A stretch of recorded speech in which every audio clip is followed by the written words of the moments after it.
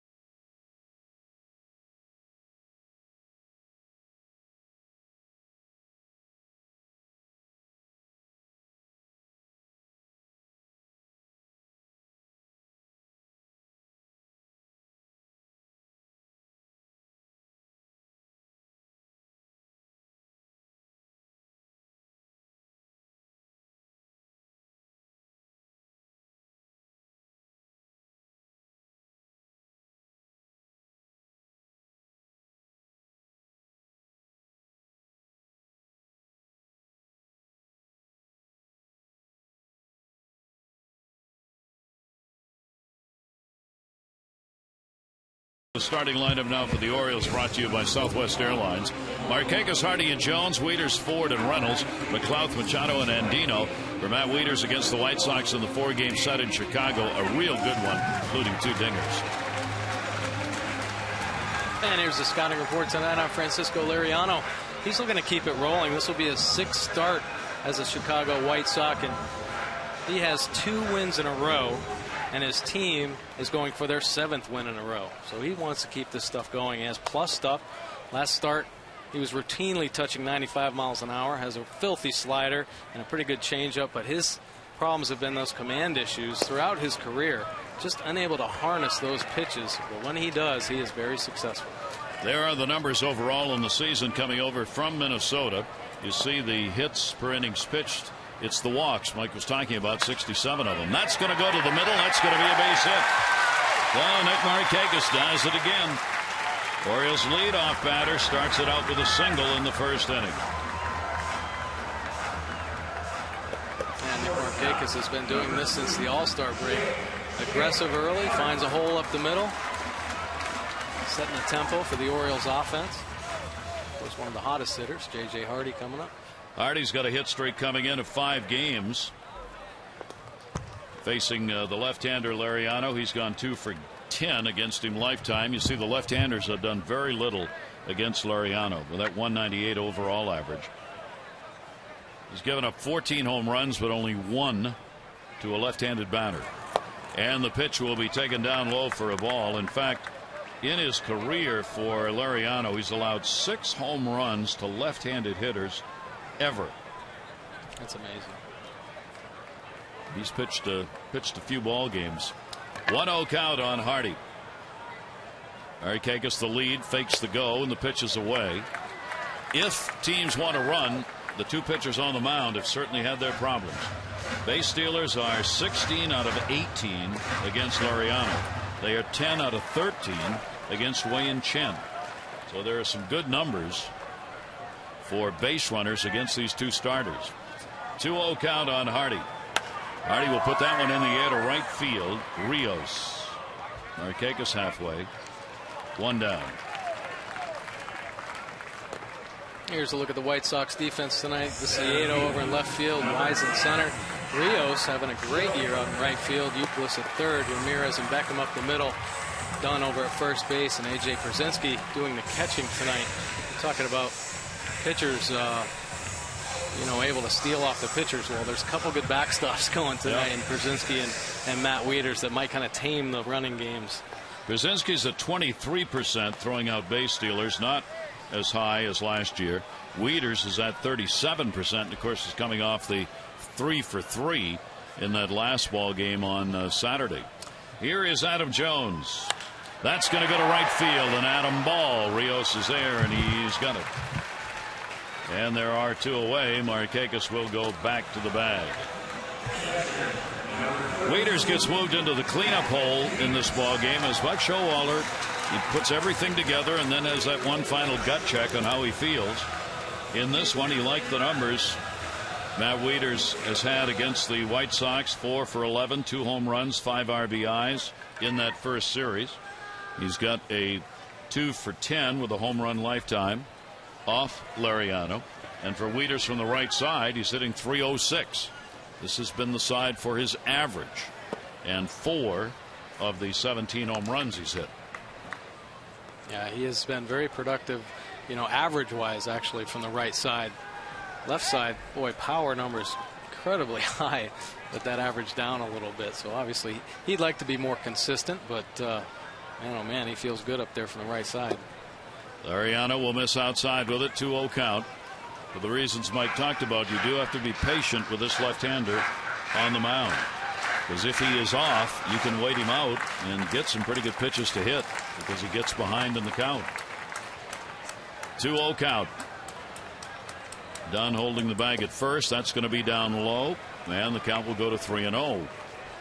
Well, you can zone middle real early off Lariano, like Adam Jones did. Hit a bullet out there to Rios. First pitch right down the middle. You can be very selective, and you really want to be that way, because if he gets ahead of you, his secondary pitches, he goes to the break, the slide, hard slider, and that changeup, and he can get you to chase some pitches. So he throws you a cookie early. Look to he's swinging away on 3-0. That's a base hit. Making the turn, Markakis. He'll head over to third base. Throw will come to second to hold Wieters to a single. So Wieters on with a base hit. First and third, 2 down.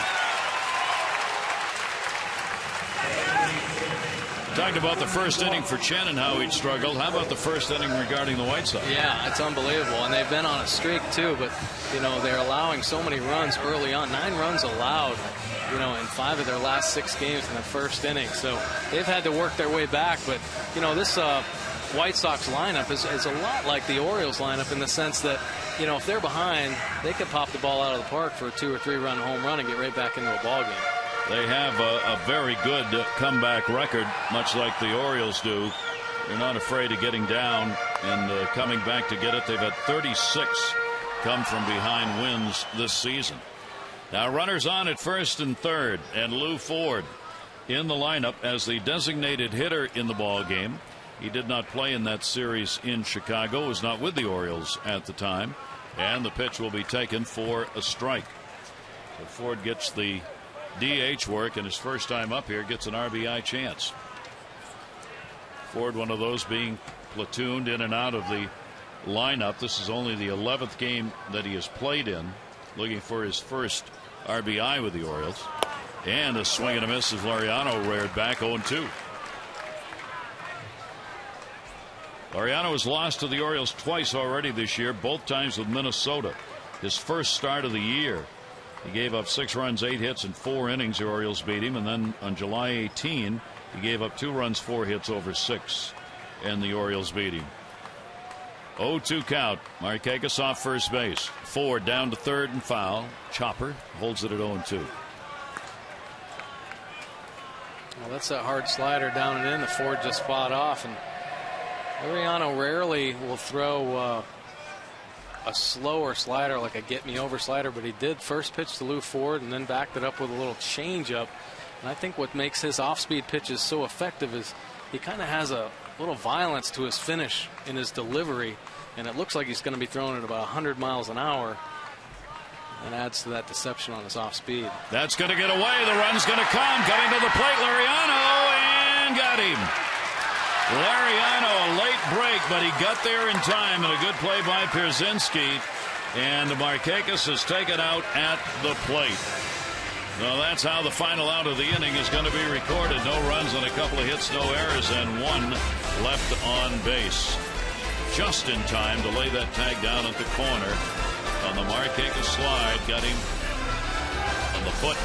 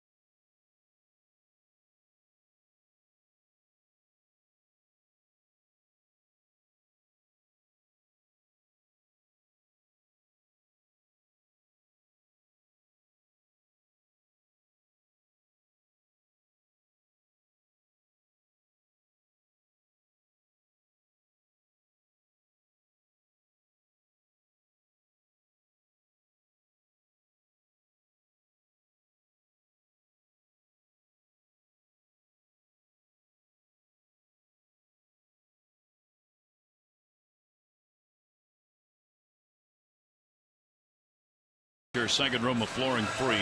877-241 Luna. Tough way to end an inning. Oh, it sure was. I mean, great block by A.J. Pierzynski. Kicks away a little bit, but look at how fast he reacts to go after that ball. Quick head look to make sure Markakis is indeed coming. Laureano gets there a little bit late, but gets the glove down in front of the plate. Now, that is just great reaction, and I guarantee you'll see Matt Wieters do the same thing tonight. Just block the ball, boom, quick feet, get to the ball, and then pick up and see what's going on. Interesting. Laureano wasn't sure where the runner was, but knew it was going to be close. So all he looked for was the corner of the plate. Yep, third base side. That's where he needed to go with it, and gets Markakis trying to come home on it. So we go to the second inning. Konerko, Rios, and Pierzynski up. Paul Konerko will take it. It is a strike. He comes in with a 6-game hit streak. He is 4th in average in the American League with that .319. And Konerko, one of their offensive leaders all year long. 18 doubles, 21 home runs. Up the middle, Hardy. It's in front of it. Konerko's retired, run away. Orioles take on the White Sox tomorrow, 7:05. Every Tuesday is Ollie's Bargain Night, presented by Ollie's Bargain Outlet. Help for reserve seats, $10 on game day. Even with this weekend's Grand Prix, all nearby roads, parking lots, ballpark entrances are open and should not impact your game day experience. 888-848-BIRD, Orioles.com. Wei and Chen will work against Rios. He's got a 6-game hit streak. Who doesn't? Rios is 2 for 3 off Chen in that game they played in Chicago. Look at the numbers he's putting up. Career year, 20 home runs, 73 RBIs for Rios. And the pitch is going to miss inside for a ball, or a strike, sorry. During the last homestand, and the White Sox won all 6 of them, Rios went 8 for 23 with a home run and 3 RBIs. And the count will stay at 0-2 in the foul ball. Yeah, Rios is having a incredible year, and he's always had great talent, but has never lived up to the expectations that a lot of people thought he had. That's a base hit into left field. McLouth over, and there's the first hit of the ball game for the White Sox. Pretty good swing right there. Jeff Manto, the White Sox hitting coach, did a lot of work with him, got him to stand up a little bit taller. There's a look at Jeff Manto right there. And you get a guy that's 6'5", 6'6", use some of that leverage, and that swing right there was just taking the head to the ball. Line drive base hit. So that will bring up.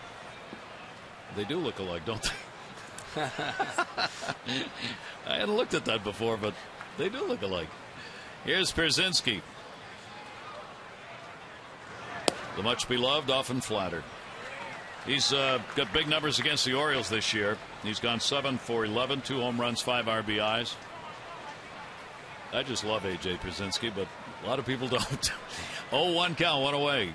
Tell you one thing, he's a winner. 14 doubles, 23 home runs, and 70 RBIs. The runner on at first base, he had a 2 for 3 against Chen. And there's the throw over to get Rios back to the bag. Rios is one who will run. He's 20 out of 25 on the base paths this season. Second on the club to Diaza, who's not in the lineup tonight. Diaza's got 21 stolen bases. Outfield deep, swung a bit around towards center, and the throw over again. Not a big lead for Rios that time, but this is the concern that both the Orioles and Chen are going to have tonight when anybody gets on who looks like they might run with those numbers against Chen. 10 for 13 stealing bases.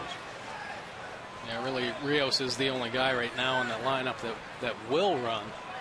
And with so many power potential bats in the lineup, they don't want to run into outs. And that one back into the screen. Pierzynski got turned around on the pitch coming in on him, and a 2-strike count. I think AJ is one of those players that you hate to play against him, but you love him on your team. If you listen to all who play against him, he's aggravating. Oh yeah. Does a lot of chatting. Has some demonstrative elements of the game out there. Sure. 0-2 count.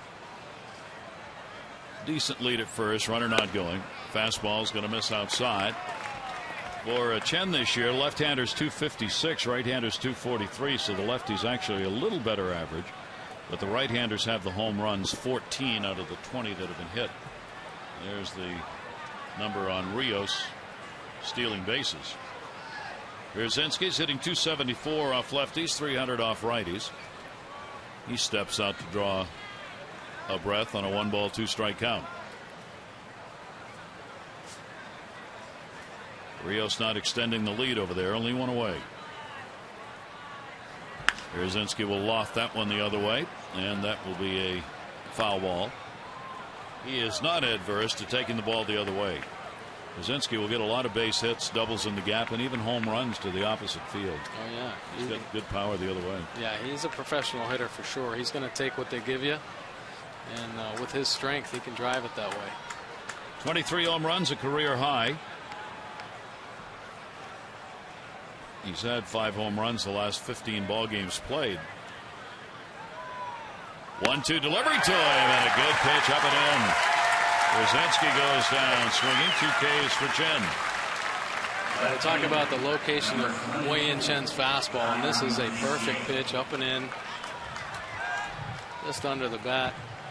Pierzynski trying to fight this one off, can't quite get to it. Nice pitch by Chen.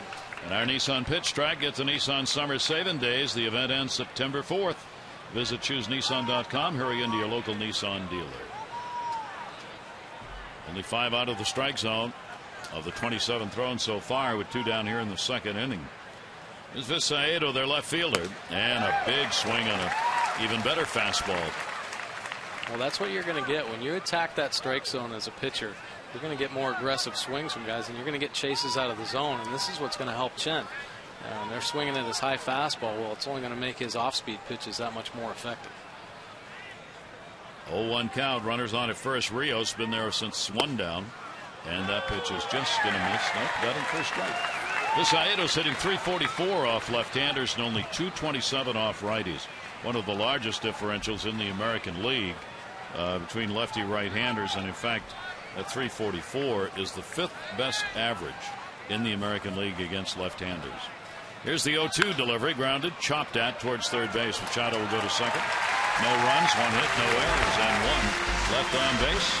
Ford will come back to the plate. He was there when the out was recorded to end the first inning for the Orioles.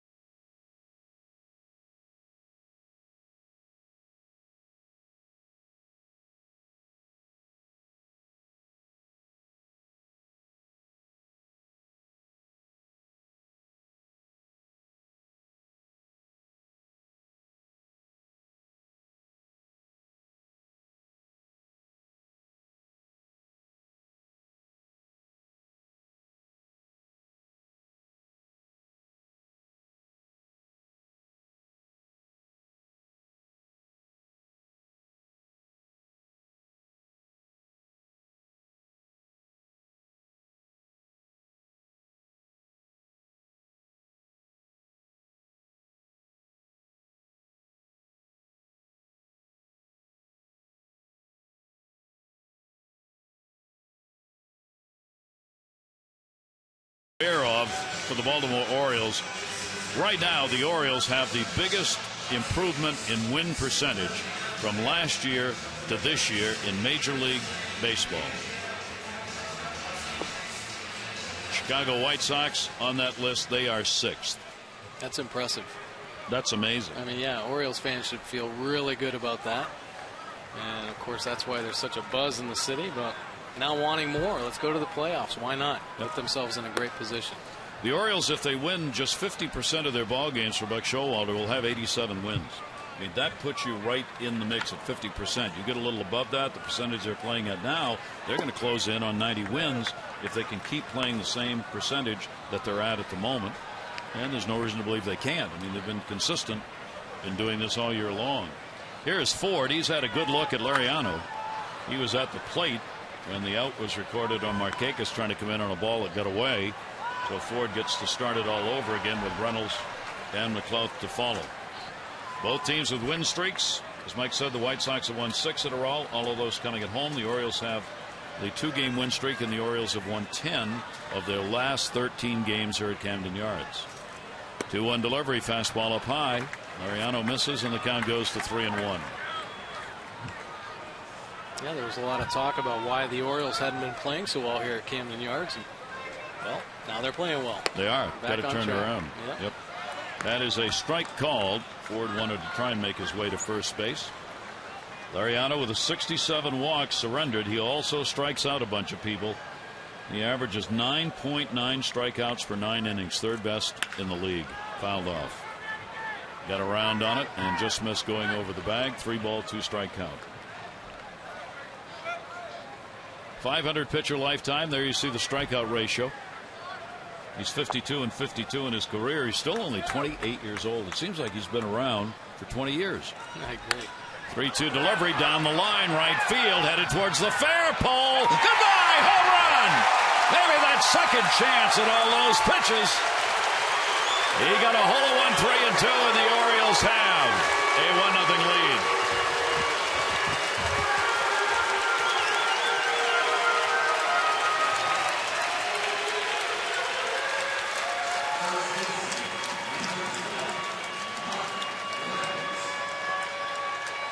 go. First home run of the year. Seen so many guys get some big hits, you know, guys that have been brought up. Once again, Lou Ford gets him on the board. Leadoff batter here in the second inning delivers. The Orioles have their 90th home run of the year here at home. And the pitch will be taken down low for a strike, actually. Yeah, and he got pitched pretty tough. A hard slider down and in before this pitch. Well, fastball away. And, man, he goes right to it and drives that ball, just getting over the right field fence. Good at bat. That's one of the reasons that the Orioles have been playing so well here at home. They have that big differential. They've hit 90 home runs at home and 66 on the road. The third biggest differential for any ball club for home runs home and road. And Ford, why was he inserted into the lineup? He's rarely played. He hasn't got any numbers against Liriano. He's put in tonight as a designated hitter. Not going to put Chris Davis in because Liriano can be so tough on lefties. So you're probably not going to have Davis. You got to have somebody else DH. So Chris gets to watch, and the manager of the year to be right. Puts Ford in. He hits home run his first time up. I'll tell you what, he has had great instincts all year, Buck Showalter, about pushing the right buttons, calling the right guys up. Pitch is going to be taken up high. Well, we said at the All-Star break, I think Jimmy was here, Mike, and Palmer and I were making our selections for award winners, and we thought that the manager of the year was going to be Buck Ventura or Robin Showalter. Yeah. We weren't sure which. That's a pretty good call. And the pitch is inside for a ball, so Reynolds will draw the walk with nobody out. As the O's make their postseason push, be there for every key play. Text Orioles 29292 for starting lineups and in-game alerts you can't afford to miss. And very happy Lou Ford. And immediately following the home run comes the walk. And here's Nate McLouth. McLouth did not play against the White Sox. He was not with the Orioles beginning of the season when the Orioles took 3 out of 4 in the series at Comiskey. McLouth chops at the first base, played by Dunn. There's one. Relay Ramirez, no. Reynolds getting a good slide in just to be sure, so McLouth will be on to the fielder's choice. Yeah, McLouth did a pretty good job trying to shoot that hole. Kevin Youkilis was creeping up on him. Adam Dunn, pretty relaxed play, gets it over there in time, but I think Liriano thought that Dunn was going to just take a couple steps back and cover, and so Liriano was a little late. That's why Ramirez didn't offer that ball up over the first base. Like Showalter, speaking of Ramirez today, said he thinks he may be the most underrated player in the league. Oh, yeah. He can do some magical things out there at shortstop. He really can. Two really outstanding shortstops who play a different kind of game. Ramirez a little more flashy. Yep.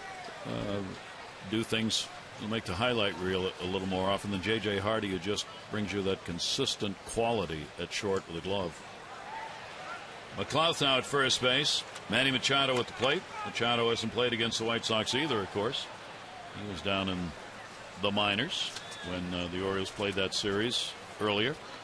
Machado's got up to 54. He's at 54 at bats now. 259, 3 homers, 9 RBIs. He's had 3 doubles and a couple of triples.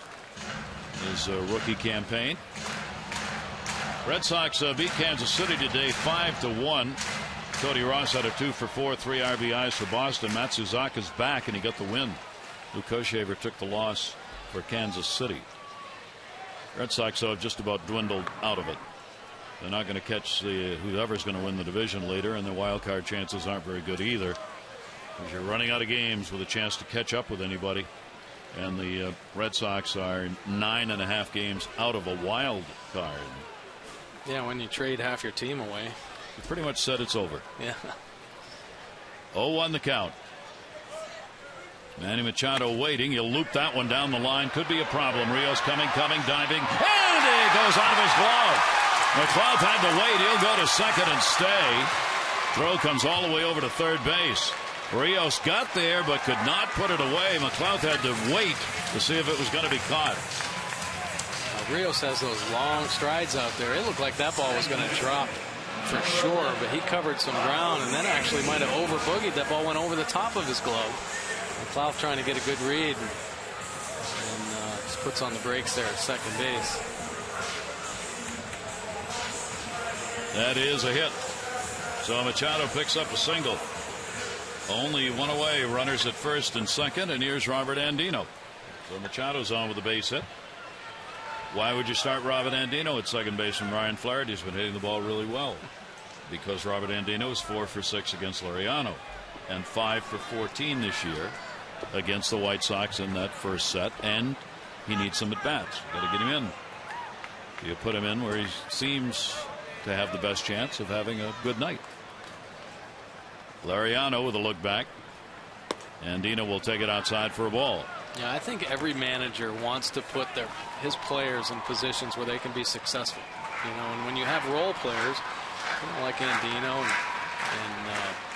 and Lou Ford and stuff, put them in positions where you think they might have some success, and you can build on that stuff. And sure enough, we've seen obviously Lou Ford getting that big home run, but Andino, who's had success off Laureano, has an opportunity to help his team. And gets it to a hitter's count. Count goes to 2-0 to Andino. He has not had a start or an at-bat in the 2 games against Toronto during the homestand. Came in as a defensive replacement only. 2-0 count, runners off first and second base. And that'll be fouled hard back into the screen. And the count goes to 2-1. The Orioles, we're talking about how they're playing at home. They're now 34-29 here at Camden Yards. And as we said, they have won 10 of their last 13 home games.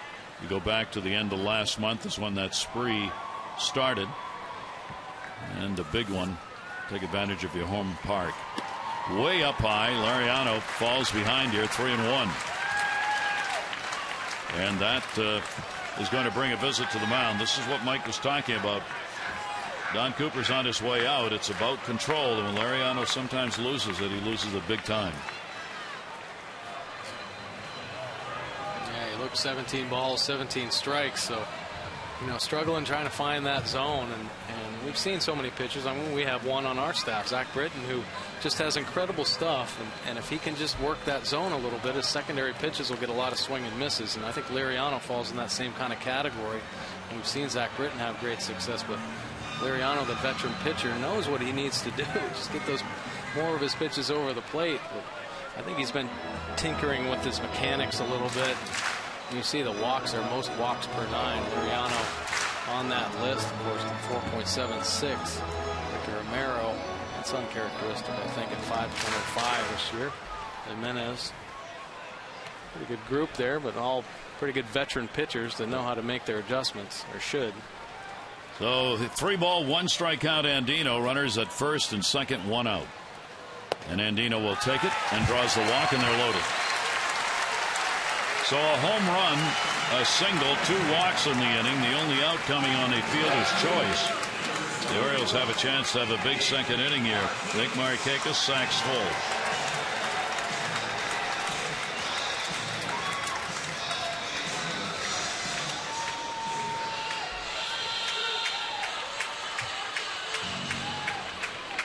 For Nick this season against the lefties, 306. 289 off right-handers. He's having a big month of August, of course, hitting 300. And he's got 3. McLeod, Manny Machado, and Robert Andino on base.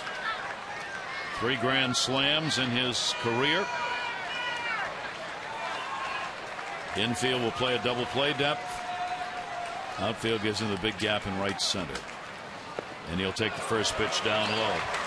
And wide awake down to third base will be the lead runner, McLeod, who's got good speed because Laureano's got 7 wild pitches and 5 hit batters. Yeah, already under his belt this year. Well, great situation offensively for Markakis and the Orioles because of all the speed that's on the bases. I mean, they could score a run with a pass ball, sac fly, ball gets in the gap, and you watch Robert Andino run from first. And went after that one. That's a strike. 1 ball, 1 strike. Markakis has his 8th chance this year with the bases loaded. He's gone 1 for 7, picking up 3 RBIs. It was a base hit that he got with the sacks full. But what a big chance this is early in the ball game. 1 ball, 1 strike count. Markakis to short. Caught it. Double play turn. Manny Machado could not get back to the bag, and there is a big defensive play right there. A line drive. It goes right to short. Ramirez waiting. Early in the inning, Ford, leadoff batter, home run, first of the year. Orioles take a 1-0 lead.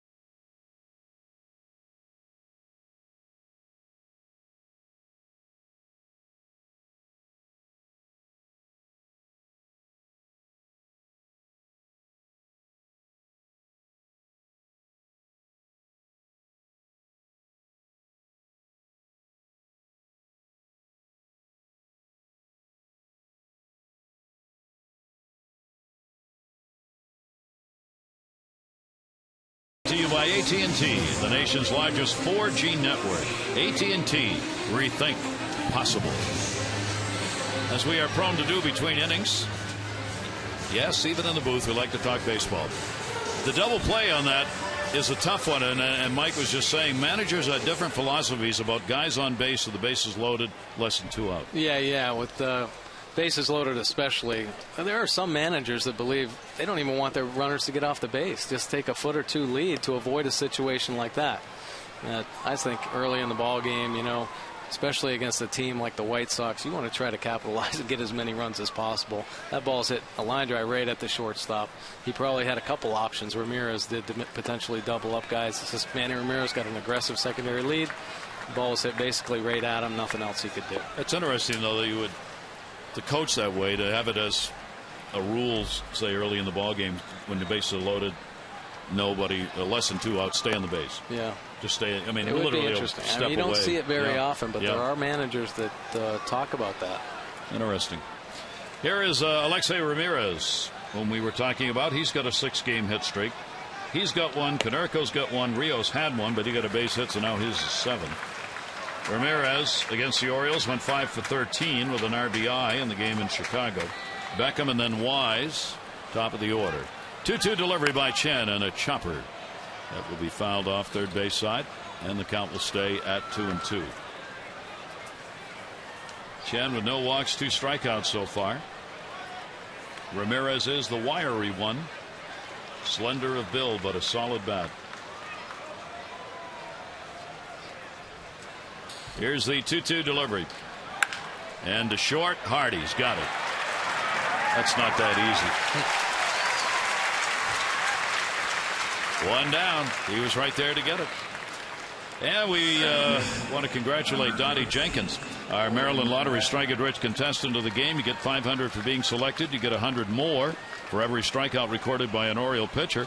See how you can turn non-winning Strike It Rich scratch-offs into cash. Enter to win great O's prizes at mdlottery.com/strikeitRich. Dottie, good luck. Here's Beckham. Gordon Beckham batting 9th, hitting at .229. He had 2 hits and 11 at bats against the Orioles in the 4-game set in Chicago. Talk about players waiting to reach the marks that people thought they were going to reach. Here's one of them right here. For sure. Got off strong in his career. Base hit.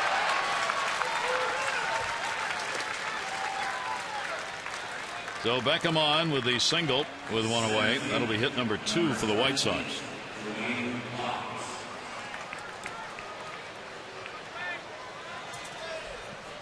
Wise coming to the plate, the leadoff batter. Wise flied out to center field his first time up. Dwayne Wise has now started 13 out of the 14 games he's been with the White Sox, and hitting at that solid .287 average. His contract was purchased from AAA on August 11. The Yankees designated him for assignment July 23. He played some games with the Yankees this season, and then they said, see ya. He went home. White Sox figured, look, we're in the race. We may have a need for outfielders. We need some backup support, so they signed him, and here he is. Yeah, the White Sox have made some pretty good moves, some insurance policy moves, you know, and especially with the fact that they're obviously in the playoff race. And I don't think the White Sox thought that Wise was going to be their starting center fielder for over 2 weeks in a row. But he has certainly stepped into that role, and he's familiar with the White Sox, and they knew what they were getting and knew he was a good player. Diaz has been their primary center fielder and would be, but he's on the DL. He's got bruised ribs, and so Diaz had not been able to play, so that's what opened the door a bit. Diaz is their leading base stealer, and Wise was able to step in when the need arose and gets the start here tonight against Chen. 1 ball, 1 strike count, 1 away. Towering pop-up behind second. Jones coming, and he'll put it away. 2 fly ball outs by Wise to center.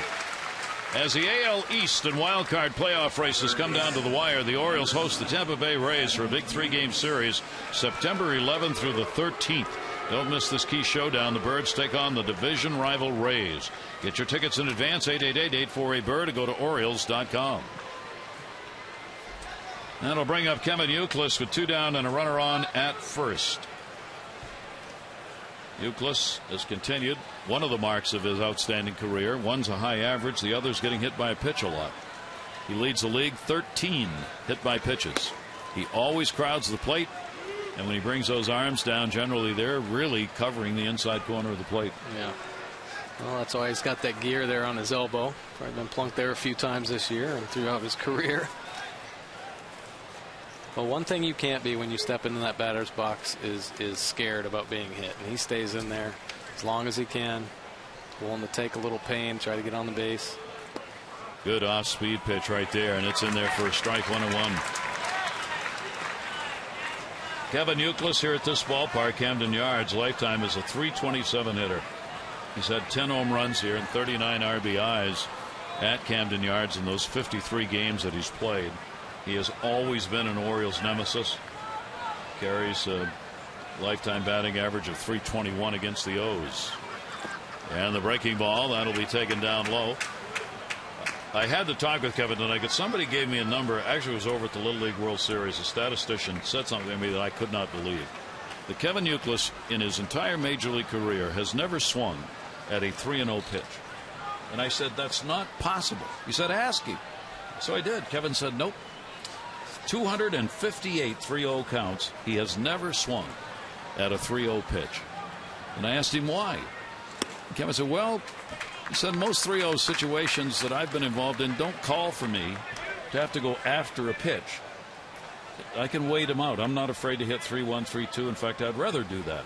So unless I'm in a situation where it's demanding that I do something with the bat, get a hit right now, so I'd just as soon wait, see if I can get a walk, and then come back on a 3-1, 3-2. Yeah. 3-1 delivery, foul back. Why not? He's surrounded by great hitters. That's another. I got to believe that's another reason, yeah, right? For sure. Yeah. I never heard of such a thing, though. Just by accident, you'd swing at a 3-0 pitch somewhere along the way. You would think the manager might say, hey, come swing. On. Yeah, we need you to hit a home run here or hit a double in the gap. That's where we need that movie call. Swing. 3-2, runner on at first base. There are 2 down. Runner goes, and it's foul back. Beckham will head back to first base.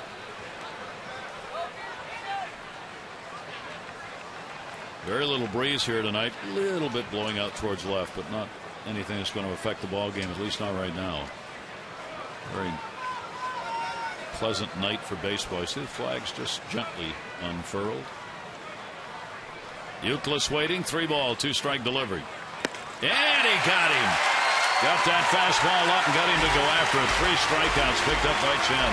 No runs, 1 hit, no errors. 1 left on base. Middle of the order coming up for the Orioles.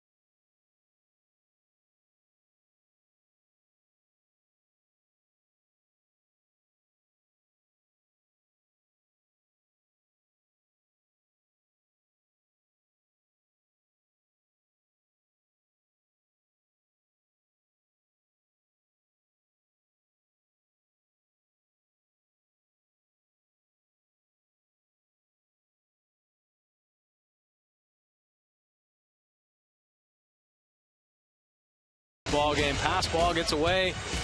Liriano in there just in time to tag Markakis out right on the toe. And then Markakis, bases loaded, lines into the inning-ending double play there. So a couple chances for the Orioles here in the early going. Kind of had Liriano on the ropes, and they're looking to try to do that again here in the 3rd inning. See if they can capitalize. Wilson Betemit has rejoined the ball club. He's supposed to go out to rehab minor league on Wednesday. But they wanted to get him out of Florida, Sarasota, the spring home of the Orioles, of course, with the hurricane, a tropical storm winding its way down there in the Gulf. So he's joined the team, and if all goes well, he'll be in rehab on Wednesday. Pitch will be taken up high for a ball as Hardy leads it off. Hardy flied out to right field, his first time up. JJ with the .231 number and the 5-game hit streak. And again, falling behind, Liriano. He's throwing a lot of balls tonight, 3-0. Up to 41 on the pitch count. 3-0 pitch. He tried to aim that, did, and got it in for a strike.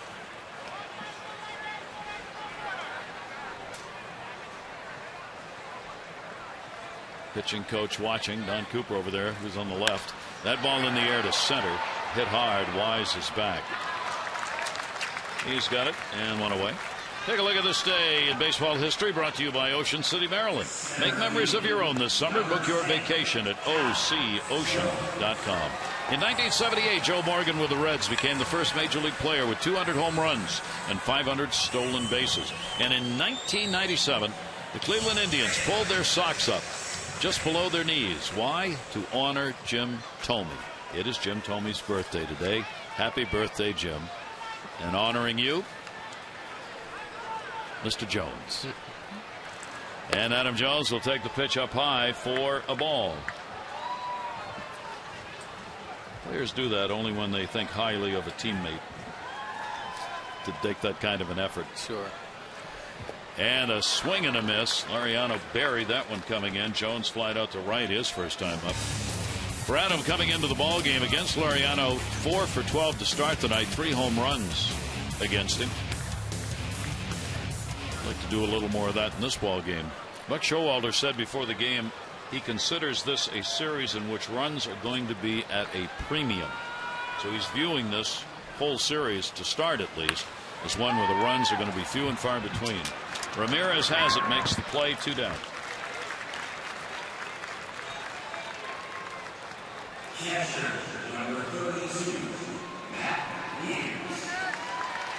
That'll bring up Matt Wieters. Matt delivered a single his first time up. The Orioles come in with 18 wins and 14 losses against left-handed starters on the season. 2 down, nobody on. Wieters will foul that one away. Laureano's been able to come back here and get some key outs, either himself or with the help of his defense, like Pierzynski's play that you saw in Markakis. 0-1 delivery. That's down low. 1 ball, 1 strike count on Wieters. Matt has had 10 of his 17 home runs here at Camden Yards this year. He's also got a bit better average, 249 to 225. Better home average than road. A couple of real good catchers you're looking at standing next to one another right there. Wieters and Pierzynski. Here's the 1-2 delivery and the fastball away. Count goes to 2-2. Would one catcher ever try and sneak a peek on a call or location against another catcher? Not with A.J. Pierzynski behind the plate, I don't think. Get up and hit you. Yeah. That one looped down the line. That's going to be a foul ball. It was funny. The Little League World Series, we were joking about that. Some managers actually charge Little League kids with peeking. There was a youngster from Uganda who, before every pitch, just turned around. He just turned around, watched the catch, looked at the signs, looked to see where he's going to set up. That's a lot easier than peeking. Here's the 2-2 delivery, and that's going to be inside. Just missed catching the uniform down low, and a 3-ball, 2-strike count.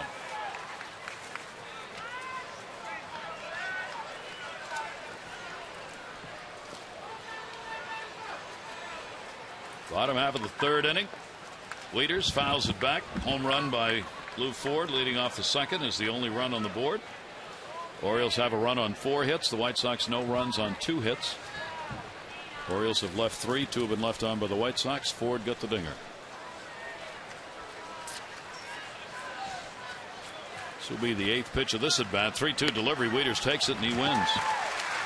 Wieters with a walk. That'll be the 3rd surrendered by Laureano. Take a look at our SunTrust Inside the Numbers. The highest percentage of runs scored via the home run this season. Yankees on top, then the Orioles, then the White Sox, followed by the Jays, and surprisingly, I think in that list is the A's. Surprisingly, at least, is what you would have thought at the beginning of the year. Exploring your financial options, SunTrust can help you find new ways to move forward.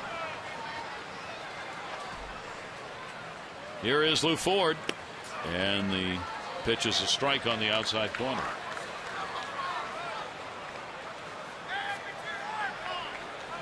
Dunn, of course, leads the White Sox, 38 home runs. Pierzynski's got 23. Konerko's got 21. Lisaeto's got 19. Here's the 0-1, and that will miss. 1 ball, 1 strike count. Lou Ford. Yeah, look at that fastball away. First home run since July 29th of 07. Nice timing right there. If runs are going to be at a premium, that might be the big one. 1-1 delivery on the way. Well, Lou Ford, as you know, was out all those years. That's why you got to go back to 07 to get his last major league at bats. He went 1,774 days between hits, and obviously tack some more days on that between home runs. Right. Here's the 2-1 delivery. Ford will bloop that one down the line. Trouble if fair, and it is a foul ball.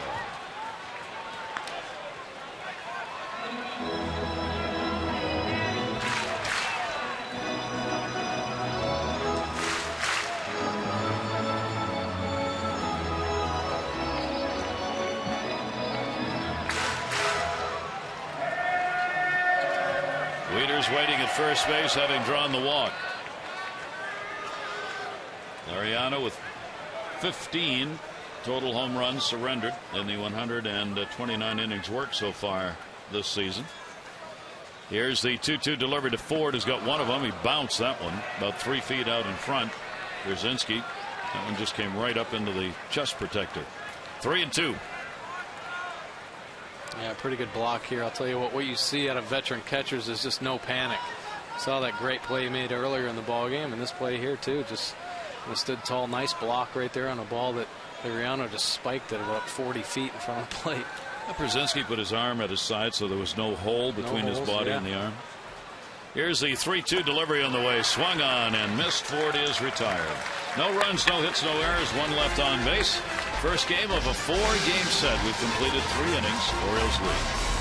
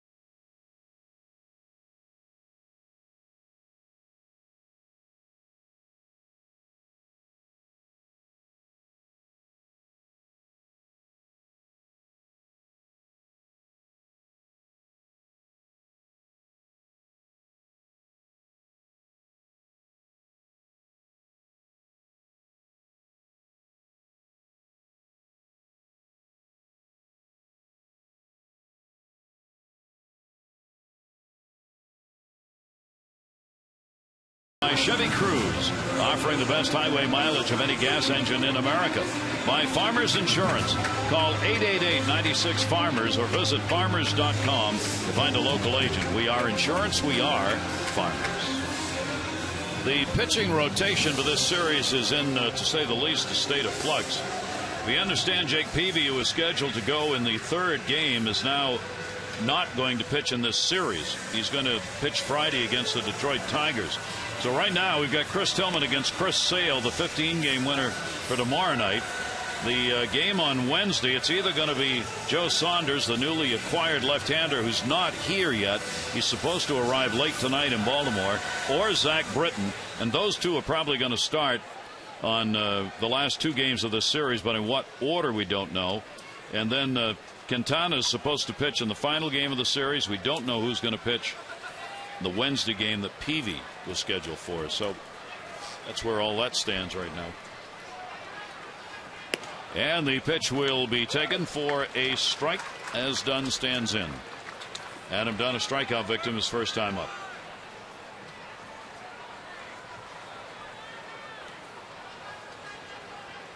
The 0-1 is bounced.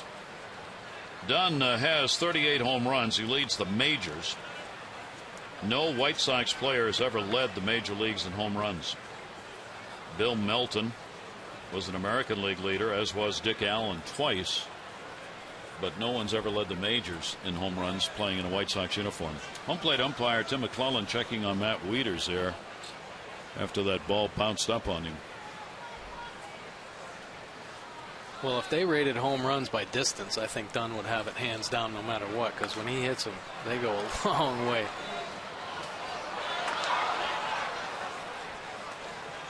He is the new era kind of player. Strikeouts all over the place, walks all over the place, balls put in play, home runs. 1-2 delivery, and that'll be fouled away. Dunn, the first baseman. It's not that bad actually over there at first base with the glove. No, moves around pretty well over there. Nice big target too. I'm sure the infielders love to see him over there. 1-2. That will miss, and a 2-ball 2-strike count. Dunn is just a 143 hitter here at Camden Yards. He's had 4 hits and 28 at bats coming in. Only 1 home run in this ballpark. This is only the 10th game he's ever played here. And the pitch is taken down low. So a 3-ball 2-strike count on Dunn. Konerko and Rios to follow.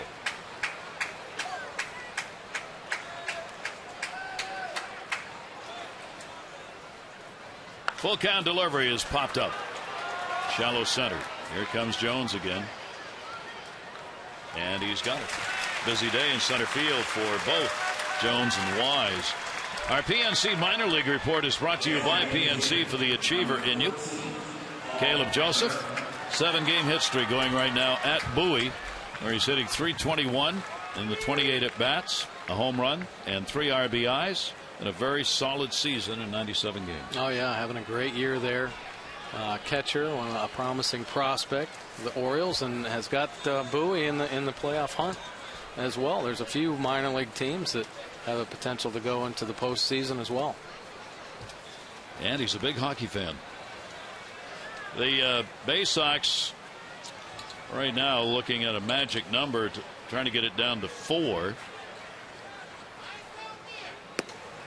They and Richmond are doing battle. 9 games remaining regular season. They are 5 games up for the second playoff spot in the Western Division for Bowie. They've not been to the playoffs since '08. And they lost to Akron that year, and a matchup with Akron looms again if they are able to make the playoffs this season.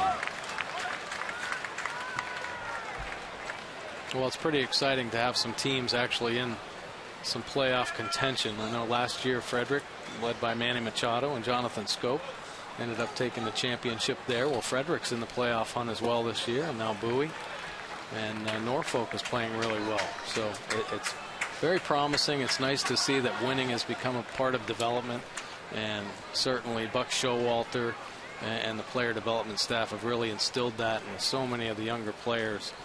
The importance of it, because that's what it all comes down to when you get to the big leagues. Konerko, and that one's going to be a base hit left field. McLeod coming over to get it. Konerko makes the turn and will stay. Konerko's on with a 1-out single. He's got a 7-game hit streak now. Orioles White Sox continue their 4-game series tomorrow and Wednesday night, 7:05, Thursday afternoon, 12:35. Hope you'll come out to the ballpark, see the Birds. Big games for both these teams playoff wise. Although the Grand Prix preparations are underway, should have no trouble getting to the park. The parking lots are open, available, so are the roads around the ballpark. Until the team leaves town, really, these roads are as they would be, except you got a lot of barriers set up along the side of the road. So get on out and see one of these 4 games. Great series against the White Sox.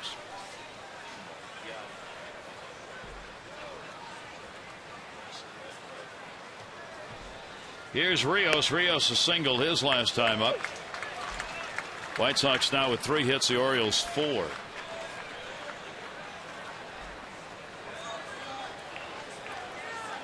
Oh, 1 count on Rios. 61 pitches thrown by Wei-Yin Chen so far. No walks, 3 strikeouts.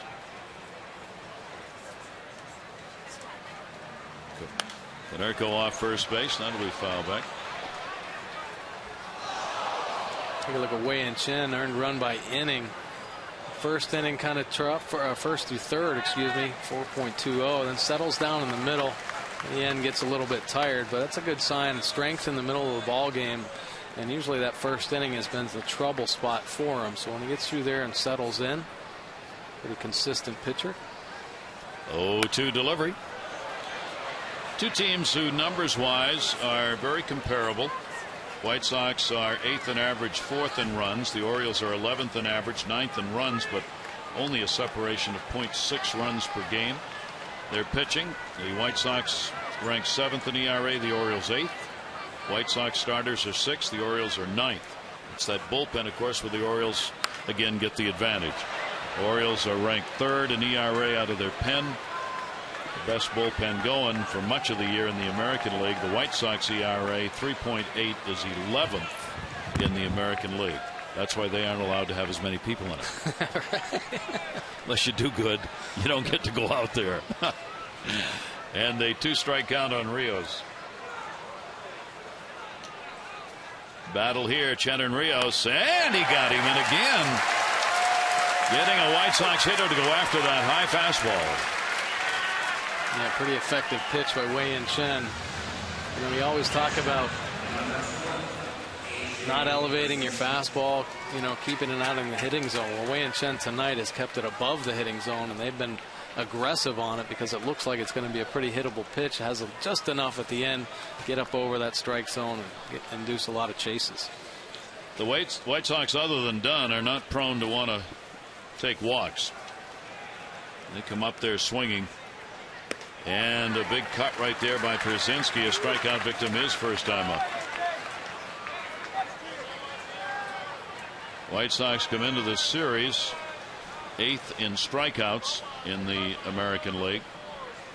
And they are 13th in walks, second fewest walks offensively. The White Sox. 0-1 delivery. Pierzynski will take it down low, 1-1. Just a lot of similarities between the White Sox offense and the Orioles offense, isn't there? Yep, a lot. Long ball hitting clubs, depending on the home run. 1 ball, 1 strike. Play behind the runner at first base with 2 down. And then it'll be fouled off the mask and back. And Pierzynski had one he wanted to collect right there and couldn't do it. 1-2. Runner at first, Konerko got the single. The left-hander up there. They move Reynolds behind the base runner. Konerko's not going to try and steal a base. And they want to be able to cut off any ground ball down to first.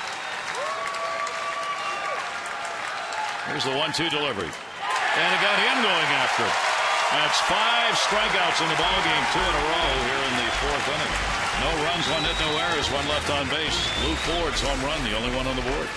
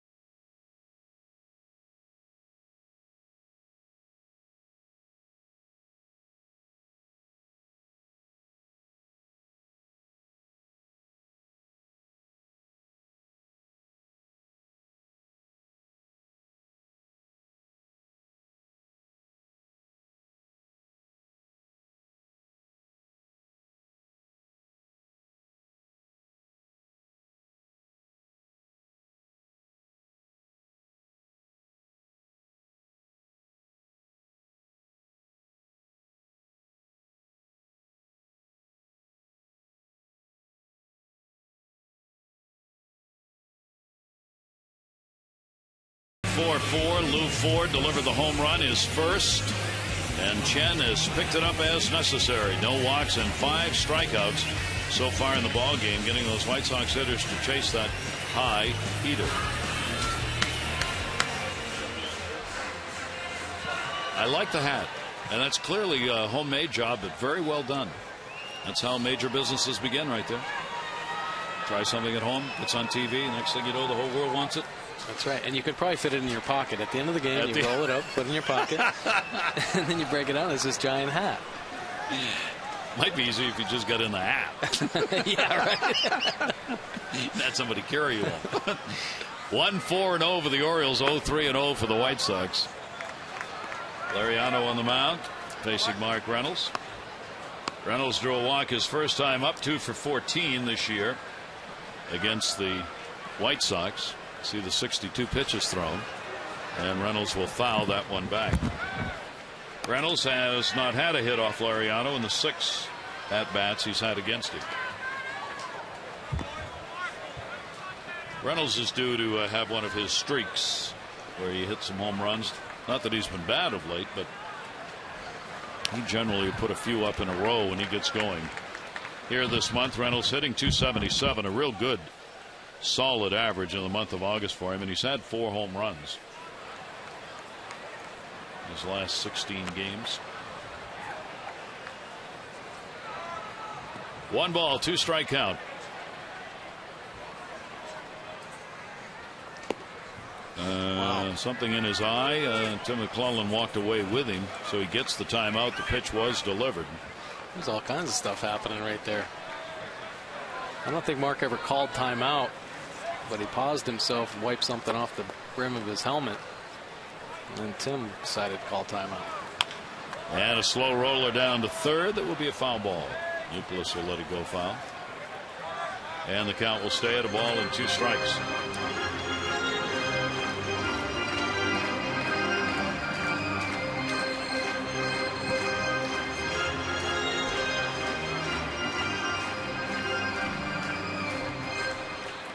Reynolds will make his way back. 1-2 count.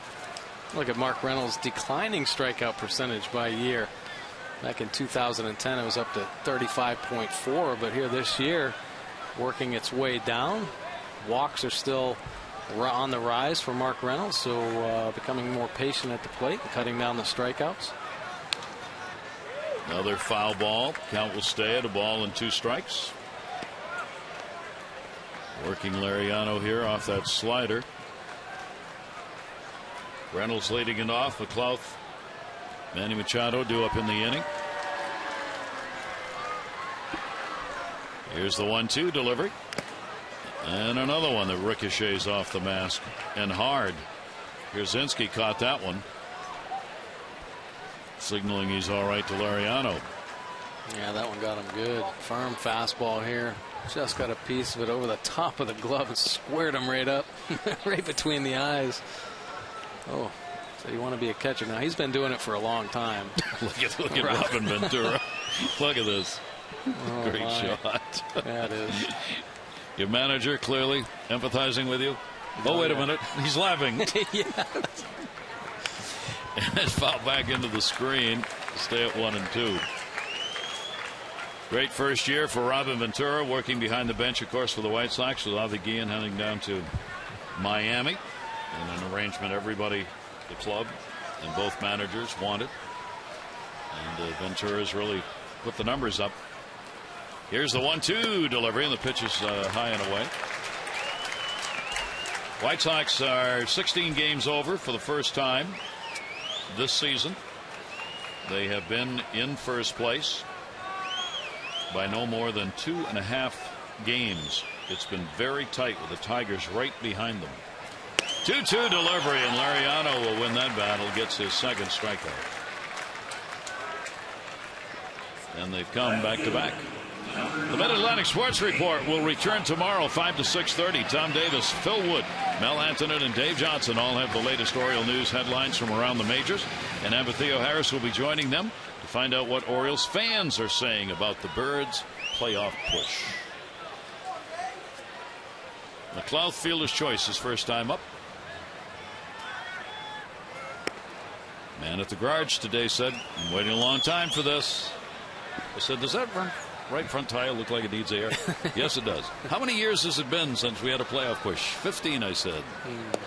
What's the pressure on that tire? 43, he said. Said, "You know, we've waited a long time for this." I said, "I'm waiting a long time for you to fill my tire." True story. Great guy. Real fan. And the pitch is taken outside, and a 1-ball, 2-strike count. What do you think of Saunders, the new guy? I think he's going to be great. He's a veteran. He's got some playoff experience. Left-hander will always help. He's a ground ball pitcher. Good, he said. And the pitch is down low, 2-2.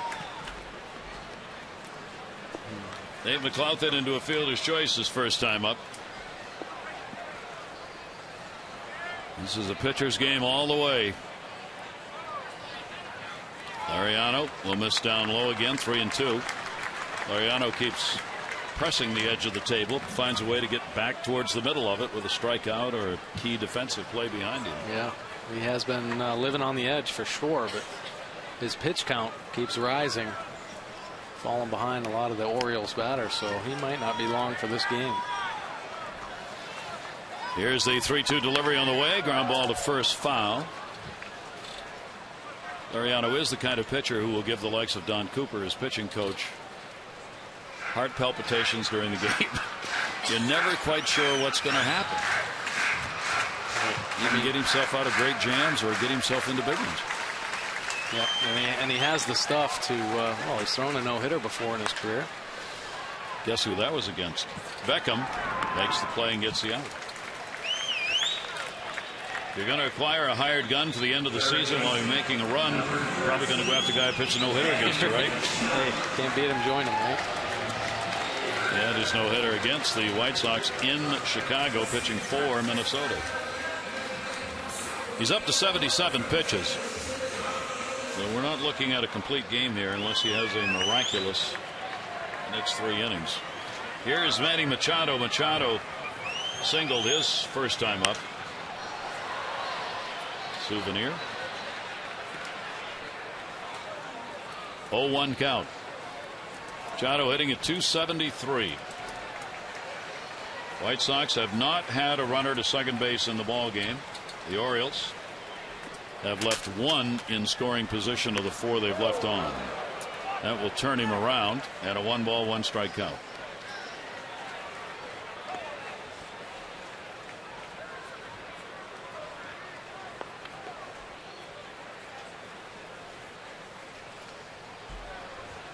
Here's the 1-1 delivery to him, and he'll foul it away.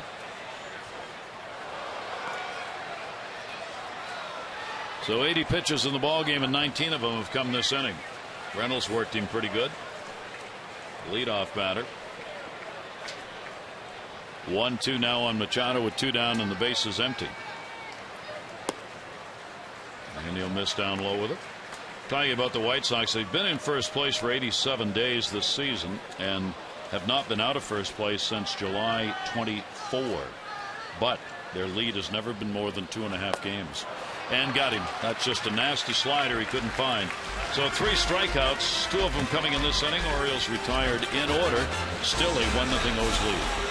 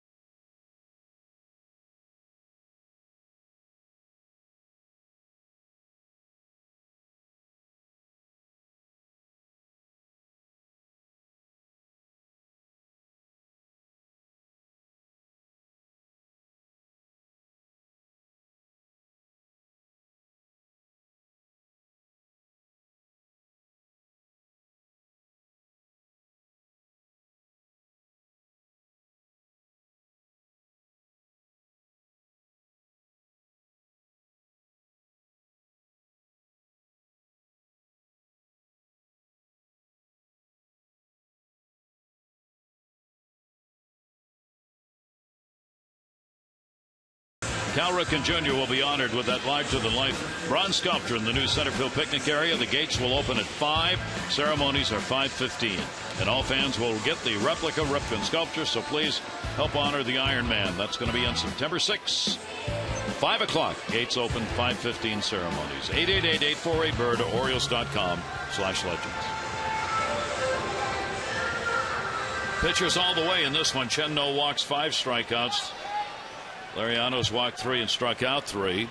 1-4-0 for the Orioles. 0-3-0 for the White Sox. Isaeda will lead it off, hit into a fielder's choice. The left fielder will take the pitch up high for a ball.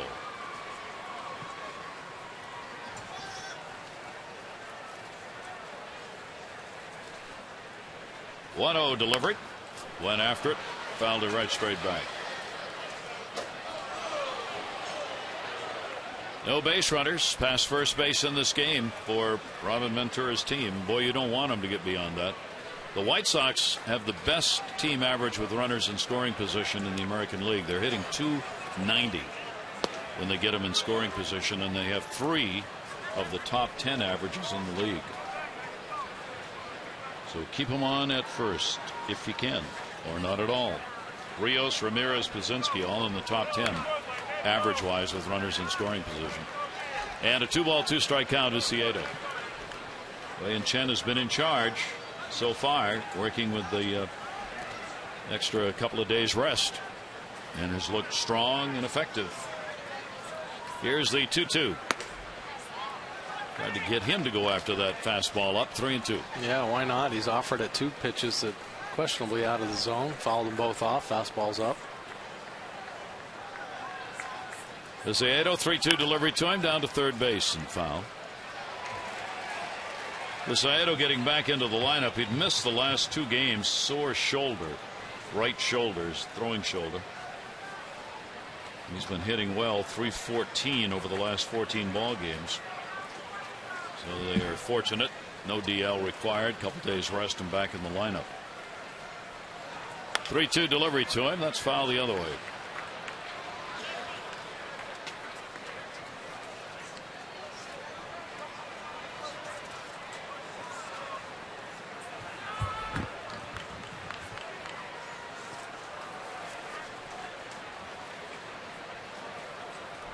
Wei Chen with a 3-2. Can't get him up high, get him down and in.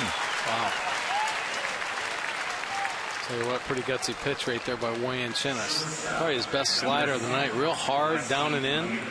After pumping some fastballs there. Boy, that's a great pitch. Nice call by Matt Waiters. Great execution by Wei Chen. That's 6 strikeouts, 3 in a row for Chen.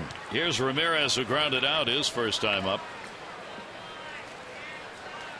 Chen has recorded as many as 12 strikeouts. Did it against Oakland at the end of July. Here's Ramirez, who will take the pitch inside. Ramirez with the ground ball out his first time up. Ramirez, .255 hitter here at Camden Yards in his career, and he's had 1 home run here. 1-0 delivery. That's a strike on the outside corner.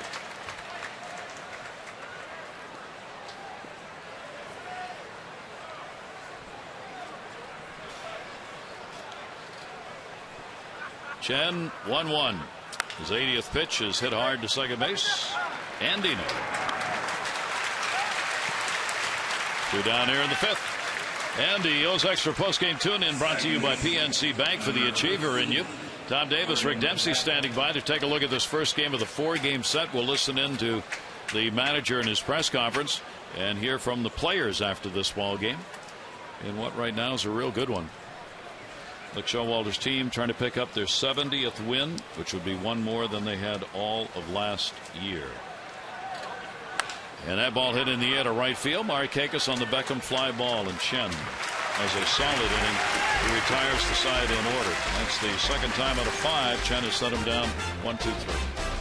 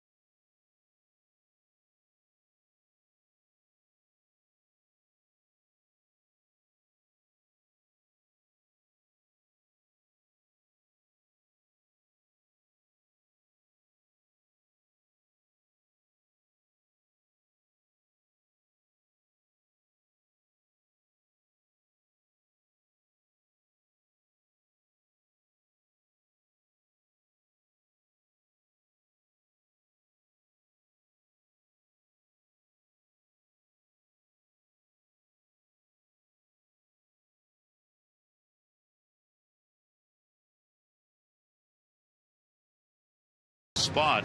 This is the way they look. The Orioles have the 1-0 lead. This is a great pitching duel right now. It sure is. The Orioles have had some opportunities against Lariano, but he's worked himself out of some jams. But Wei Chen has been outstanding Matt Wieters once again working him to perfection. Understands that those White Sox hitters are aggressive up in the zone. He's been executing that high fastball, getting some chases, and we saw that last thing, that nasty slider down in. So Wei-Yin Chen has been really dominant, just very useful pitches tonight. Surprising year, obviously. I don't think anybody thought the Orioles or the White Sox would be where they are, nor do I think many thought Wei-Yin Chen would be where he is, proving to be the ace of the staff. Well, somebody thought Wei-Yin Chen was going to be pretty good. With Jason Hamill going down with that knee injury and having the surgery, Wei-Yin Chen has stepped up and just been outstanding. Boy, taking the bull by the horns and really running with it and keeping the Orioles in contention here now at the end of August going into September. He has shown always the question, pitchers coming from overseas, whether or not they can do it here in the majors. He's done it. Ground ball by Andino. He will be retired by Ramirez. And a quick out here in the bottom half of the 5th inning. It'll be Markakis and Hardy coming up.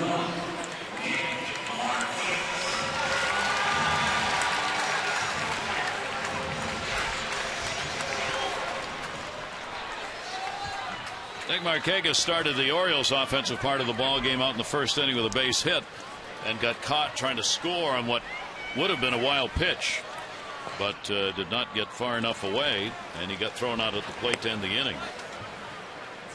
He will take that one down, nobody on. Then Nick's going to go, this is not going to be my night. He hit into a line drive double play his next time up with the bases loaded, a shot to Ramirez. Manny Machado got picked off at second base, just a very tough play. Ramirez was almost right behind the runner, Manny Machado, and Machado wasn't that far off the bag, but he just had no chance to get back. Here's the 1-1 delivery. Markakis puts this one in the air to center, very high. Wise. 2 down. Both pitchers have been able to primarily keep the fly balls in the center, literally center of the field. Those will be outs, even here at Camden Yards. Yeah, a couple good center fielders out there running them down.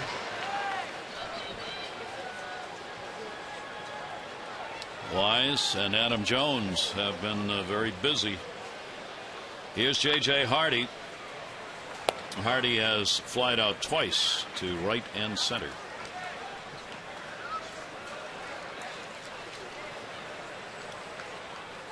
Here's the 0-1 pitch, and that's going to be a chopper to short. Going to be short hop. No, base hit. And Ramirez, that hit a piece of his hand on the way by. He tried to barehand that, and he's shaking that right hand. Hardy's got a base hit. Right off his pinky nail there. Euclid might have had a play coming across, and Ramirez kind of takes the nonchalant way. Thinks he has to barehand that ball. I still believe the ball's moving like that, especially a shortstop with the skills of Ramirez. Yeah, that ball got him right off the fingernail. Peeled it back a little bit.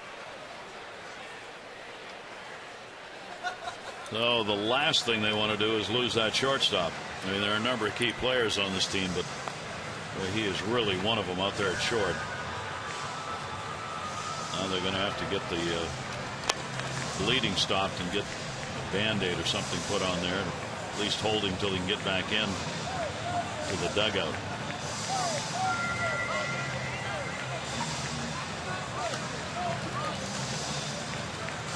Ramirez says he's okay. Herm Schneider, one of the all-times trainer for the White Sox for the last 900 years. He's taped an aspirin to it. Said, go get him, kid.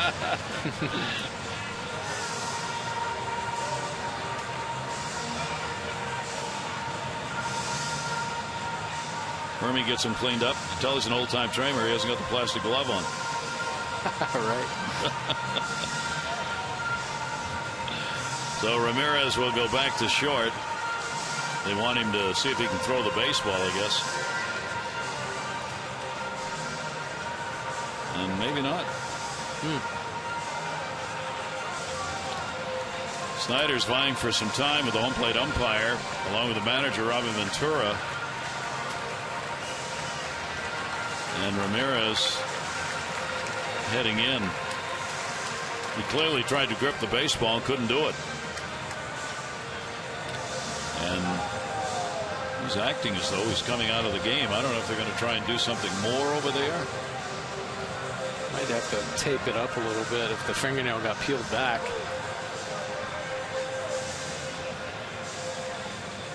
Take another look at a high chopper. Now Euclid could have cut across, but I think Ramirez called it and then realized he wasn't going to be able to glove it and had to try to barehand it almost behind his body, just catching that pinky.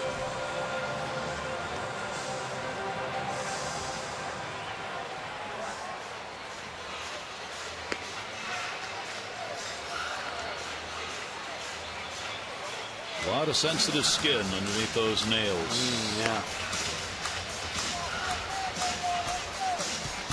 Come on, Hermie, let's go. Let's go. How's that? All right, go get him, kid. Just get out there and come back here and see me 3 outs from now. Where's the cold spray? They don't have cold spray anymore? I don't see that anymore, do you? I don't think it ever worked. No? I guess you probably can't do it on open wounds. Probably not.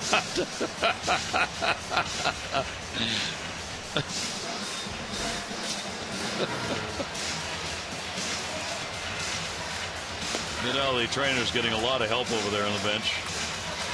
Don Cooper, the pitching coach, willing to assist, and the bench coach, Mark Parent, next to him there. All righty. Ramirez going to stay in, at least for now.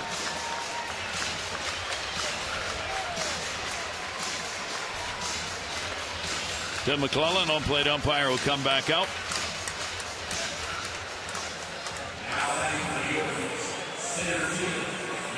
Ramirez playing catch with Laureano, says it's all right. So a runner on at first base, 2 down. Adam Jones up. Jones has flied out and grounded out. I'll tell you about the busy night in center field. Both he and Wise have had 3 putouts so far in the ball game. 6 total fly balls have gone to center field, and we're just in the 5th inning. The Jones stands in, single by Hardy. He's on at first base. Another infield hit for the Orioles.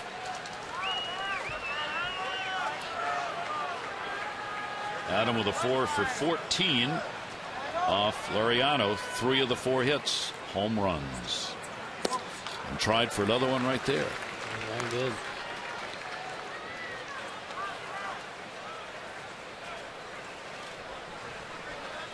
Of all the pitchers not available, the locally homegrown Gavin Floyd had an MRI today. We asked before the game if there was any result, and either didn't have it or they didn't know, but he's not in the rotation. Ramirez, how about that?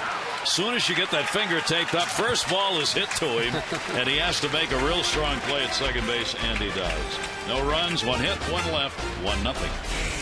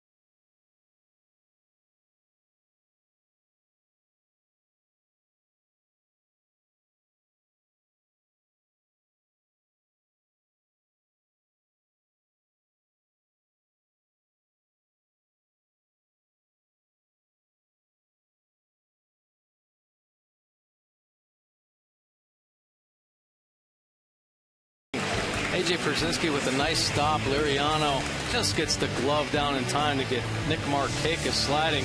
But in the second inning, Lou Ford delivers a solo home run. Get the Orioles on the board, and with the Orioles threatening again in that inning, Markakis lines into the inning-ending double play, getting Machado at second base. And the Orioles stand with 1 run, 1-0 going into the 6th inning with Lou Ford's solo home run. But it has been a pitching duel. Wei-Yin Chen, 5 innings pitched, just 3 hits and 6 strikeouts.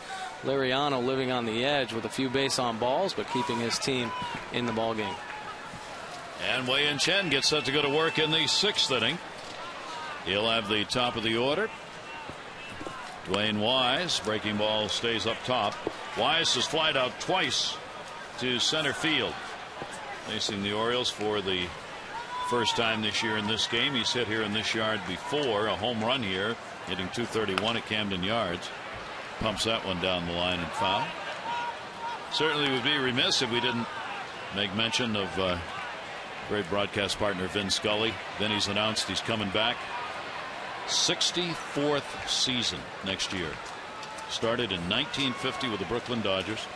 And Vinny says going to give it one more at least. Down to first base. Backhanded Reynolds. Chen there. Can't hang on. And could not pick it up in time. And Wise reaches.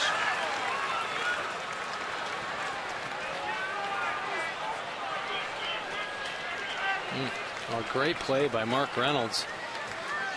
Wei-Yin Chen gets the underhand feed. A little bit low, but he's a pretty good athlete. And he shows his frustration. He should have made that play. So the error charged on Chen. Still had time there if he could have picked it up, but couldn't find it. Yep. So the leadoff batter, Wise, reaches base. Wise is 10 for 11, stealing bases. Here is Kevin Youkilis, 0 for 2. He's flied out and struck out. Youkilis brings a 3-game hit streak in. He's hitting in the number 2 spot in the lineup.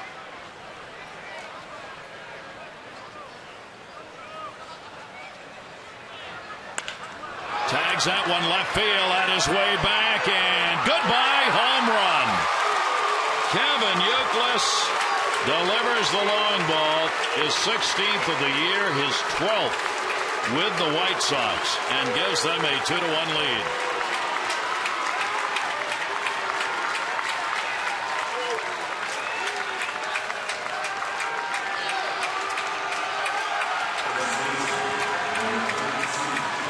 Costly, but Kevin Youkilis aggressive on the first pitch, gets a fastball in that inner third, deposits it out over the left field fence.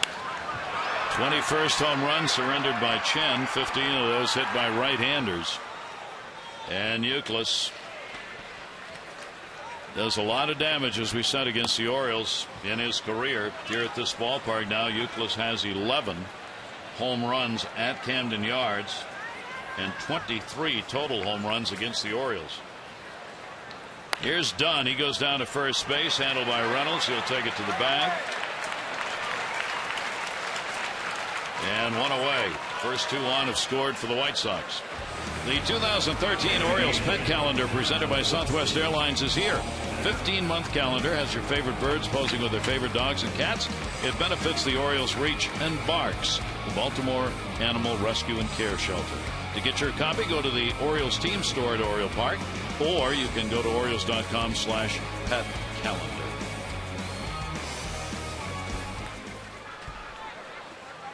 One away. Here's Konerko. Konerko has singled and grounded out.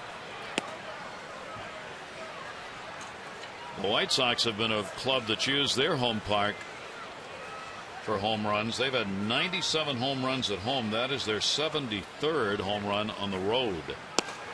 1-0 delivery, and that'll be taken. And the count goes to 2-0 on Konerko. As we said, 45% of the White Sox runs off homers, just raised a little by Youkilis's blast. They are third in the league percentage of runs off home runs. And that one bounces. Sweeters wants the new one. And the count goes to 3-0 as Chen now needs to settle down. And Konerko's one of these guys that will swing 3-0. I know we talked earlier about Youkilis not doing that, but Konerko will certainly get the green light in a situation like this. Comes in as a hot hitter. He had a 10 for 22 in their 6-game homestand, including a home run. Konerko takes it. It is there for a strike. So the White Sox get the lead 2-1 here in the 6th inning. Orioles still out hitting them by 1-5-4, but not in crossing the plate. 3-1 delivery, and 3-2 as Konerko will foul that one off.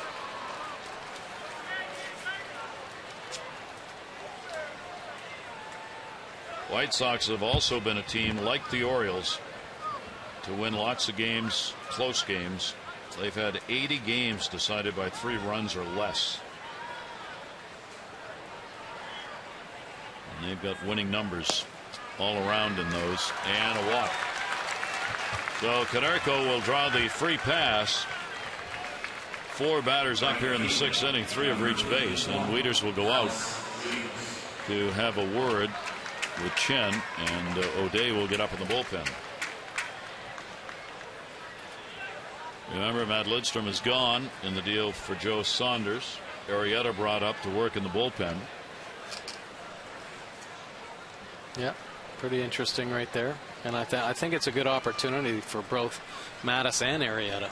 You know, they're going to get chances to throw out there. And there's a look at Jake. They're getting loose. Potential opportunity, but get back on track. I mean, so many pitchers got their opportunities, starting pitchers back in the day anyway, coming out of the bullpen. Yep. There they are together on the lefty. Mattis. Rios has singled and struck out, a 7-game hit streak for him. Runner on at first base, only one away. 0-1 delivery by Chen to him. That'll be fouled away. We understand the report on Gavin Floyd, we mentioned he underwent an MRI today, is that there was no structural damage. They've changed the rotation, what we were talking about, Robert Ventura moving people around. Floyd will miss his next start, but apparently will not have to go on the DL. Good news for them. Yeah. 0-2 delivery, and again that high heater. And Rios is down for the 2nd time, 2 in a row for him. That's strikeout number 7. Yeah, this fastball just kind of explodes up and out of the zone. It's Rios. Rios says, no, I don't want to do it again. Too late. Couldn't hold up. Our Kia Pitch Tracks brought to you by Kia Motors. To learn more, visit kia.com. Ricadere out to talk with his starter. There the pitch is thrown.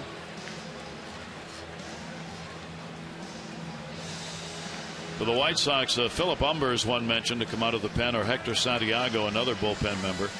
Or they've got a kid named minor leaguer named Dylan Axelrod, who they are thinking about bringing up perhaps to make one of those starts that Floyd will miss. Here's A.J. Pierzynski.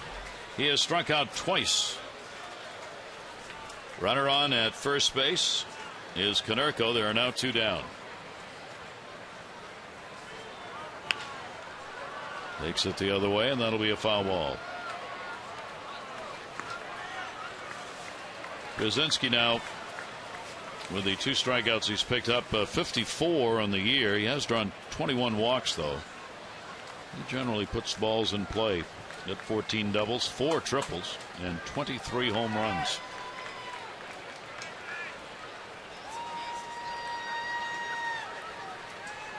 Play behind the runner at first base with a lefty up, and that'll be up high for a ball.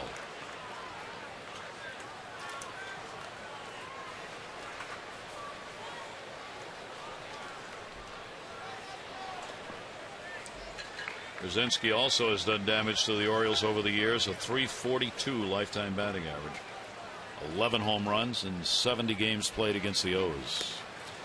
Fouls that one right straight back, and a 1-ball 2-strike count. Well, Matt Wieters and Wei-Yin Chen have exposed that little hole that A.J. Pierzynski has. Oh, at least off Wei-Yin Chen, that little bit up and in pitch. He swung and missed at it maybe 3 or 4 times in this ball game. Did get 1 strikeout his first at bat on that up and in pitch, but he has swung and missed in that hole a few times tonight.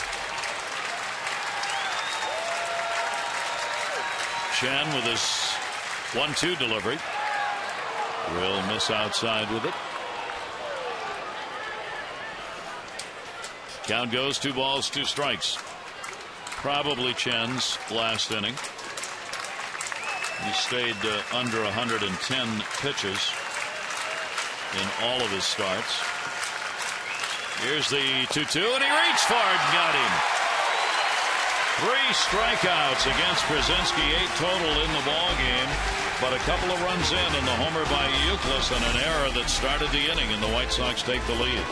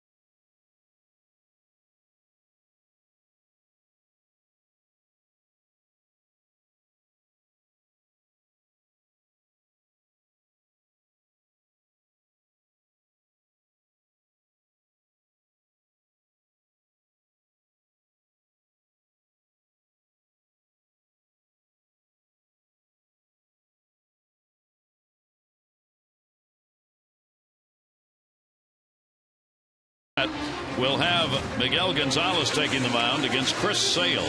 Our coverage on Masson HD 6:30 with those extra presented by Jeep, followed by our game coverage at 7. All the access you need right here on Masson. It should be a pretty good matchup tomorrow. Chris Sale, certainly a Cy Young candidate, and Chris Tillman's been pitching very well for the Orioles. That's 6-2 record. I said Gonzalez, but it is Tillman who will make the start. And the pitch is taken down low for a ball. Here's Matt Wieters. Wieters has drawn a walk and singled. Chen is out of the ball game, hoping the Orioles can get 2 here, really, to give him a chance to be the winning pitcher. Anything the Orioles put up this inning goes under his card.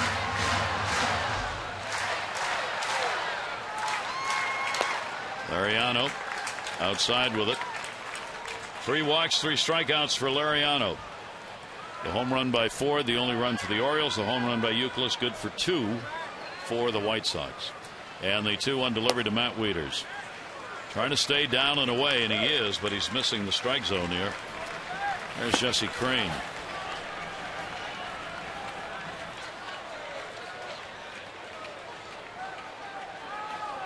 Here's the 3-1. Big cut. The breaking ball, not a fastball, and the count goes to 3-2. Joe Saunders, the newly acquired pitcher, like Showalter said today, he will probably arrive late tonight, will be in uniform for the ball game tomorrow. Down to third, that will be a foul ball. 3-2. And Showalter said the left-hander will be making the start either in game 3 or 4 of this series.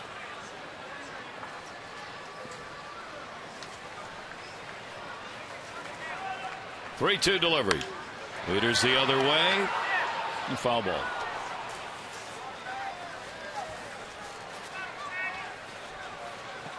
Been a number of long at bats in this game. Some real battles here in this one-run ball game for both teams. Wieters has had a couple of them. 8th pitch of this at bat coming up. Wieters drew a walk last time, taking a number of pitches from Lariano.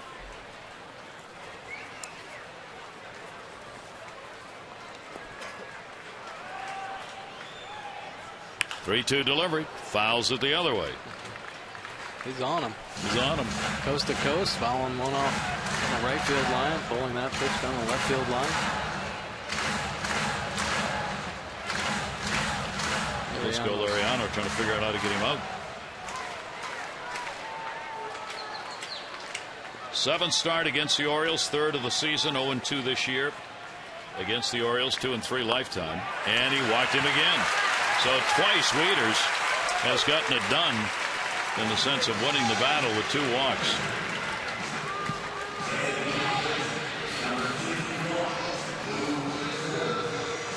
That is the 4th walk surrendered, and that'll bring Ford up again. Ford, the home run, 2nd inning, leading it off. He's the DH in the ball game.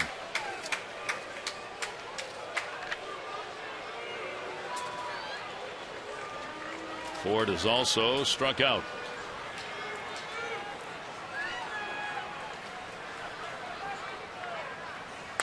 And he'll foul away the 100th pitch from Lariano. So both of these pitchers are going to be relying on the bullpens one way or the other. Right now for Lariano, it's about preserving a chance for him to win a ball game. 5 wins, 10 losses right now for him. Amazing with Lariano. I mean, he throws 94, 95 mile an hour fastball, and yet he'll split up his off-speed pitches, breaking balls and changeups. He almost throws more off-speed pitches than he does his fastball. He's done an outstanding job since coming over with the White Sox. He's won the last 2 starts. Had no decisions 3 games prior to that, but didn't pitch badly. 1 ball, 1 strike count.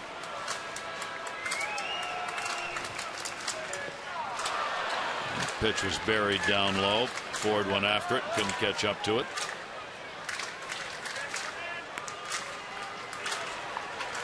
One ball, 2 strike count. Lariano turned away as though he thought there was a strikeout, and Ramirez coming in. See whether there's anything wrong here. Robin Ventura is going to go out, I think, for a medical visit.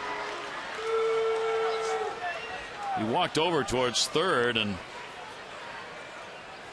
wasn't sure why.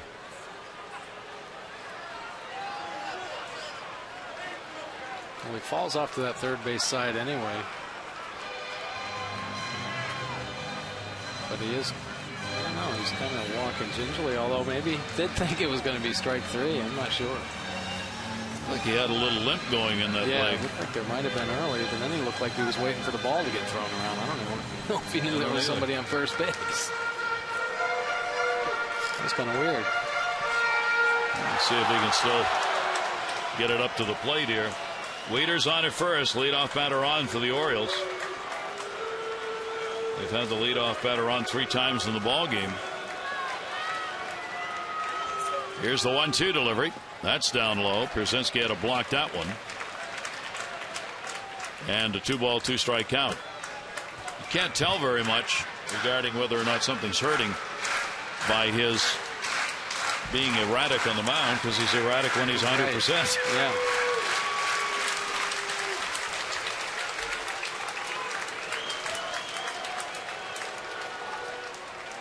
Two balls, 2 strikes on Ford. And he's got one to the gap in right center field. Not going to catch that one. Rios and Wise. Rios has got it. Throw comes into second. Good base running Wieters. He goes to third. They cover the corners with nobody out. Lariano is limping now. After that pitch got scalded into the gap by Lou Ford, he grabbed his ankle finally, showing that he must have been in some pain. Here's a look at it right here. Line drive in the gap. Oh, I'm hurt now. And that'll do it for Lariano. Nice base running, though, by Matt Wieters. Aggressive all the way, even with Rios' plus arm out there. Able to take advantage. So Lariano's coming out of the ball game. 5+ innings, 6 hits. The Orioles have 2 runners on that are his responsibility. The Orioles trailing, but threatening to get it tied or better right now.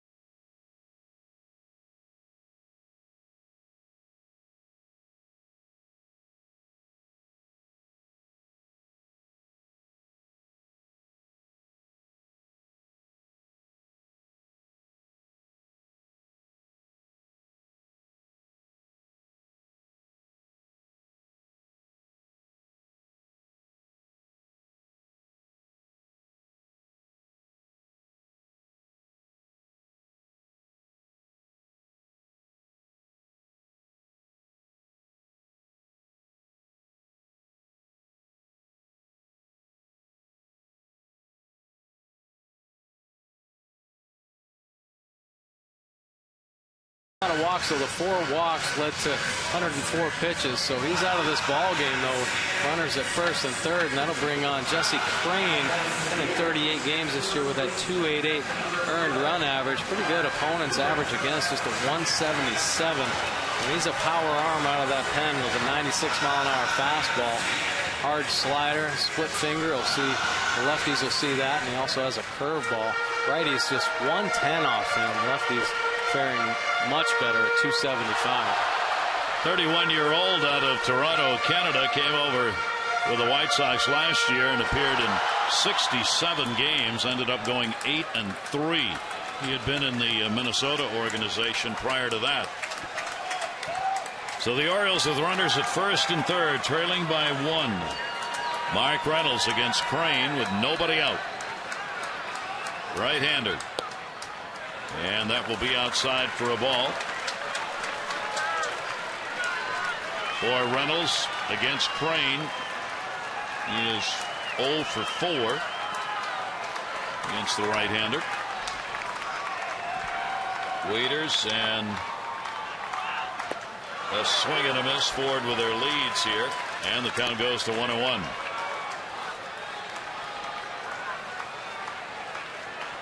So the Orioles trying to come right back after the 2-run homer by Youkilis in the top half of this 6th inning to get those runs back and get that lead back. Reynolds 274 with runners in scoring position. Crane's pitch is way outside. 2-1. And this, as we mentioned earlier, has been the Achilles heel for this White Sox team, their bullpen. Just as it's been the great plus for the Orioles. Relief pitchers are 11th in ERA for the White Sox. Here's the 2-1 delivery. Thought about it, laid off it. 3-1. Good take right there by Mark Reynolds. Worked the count to 3-1. Pretty good curveball.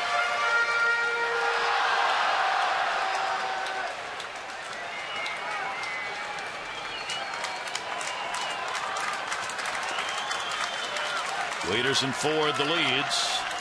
Here's the 3-1. And the bases are loaded.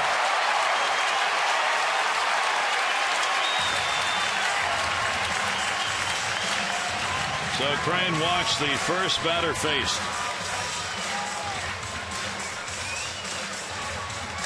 Brzezinski will go out and talk about how they want to work to Nate McLeod. Count McLeod, good speed, so tough guy to double up. Good scoring opportunity. Obviously with no outs. McLeod has faced Crane only once, 0 for 1. The infield is getting adjusted right now. Waiters at third, Ford at second, Reynolds at first. Infield will play halfway, maybe. We haven't decided yet. Ramirez has gone back and forth. Here's the delivery. McLeod on the off-speed pitch for a strike. Job now to get that run in from third base. One way or the other to tie this ball game up. McLeod has gone 5 for 16 with runners in scoring position. Here's the 0-1. 1-1.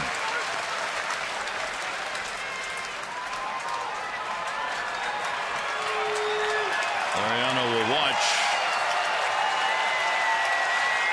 Lead 2 runners, his responsibility.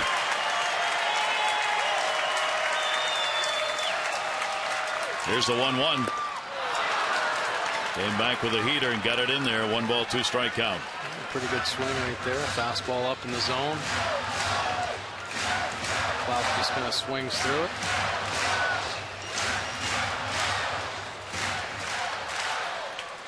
Crane worked against the Orioles in Chicago 2 games. The Orioles got a run on 2 hits against him. Here's the 1-2 delivery. Fouls it back, trying to loft one right there.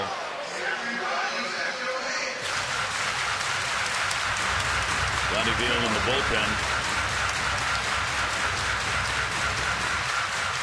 Rios with a real good arm in right field. Wise, I'm not sure anymore in center. Haven't seen enough of them to know. Isaido on a bad arm in left. 1 ball, 2 strike count. Bases loaded. Slider comes inside, 2-2.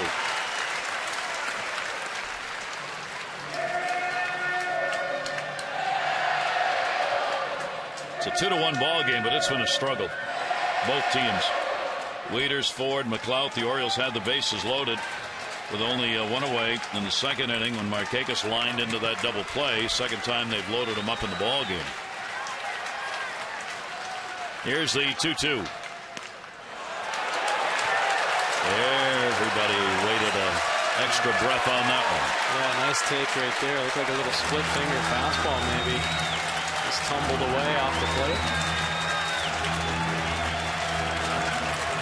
3-2.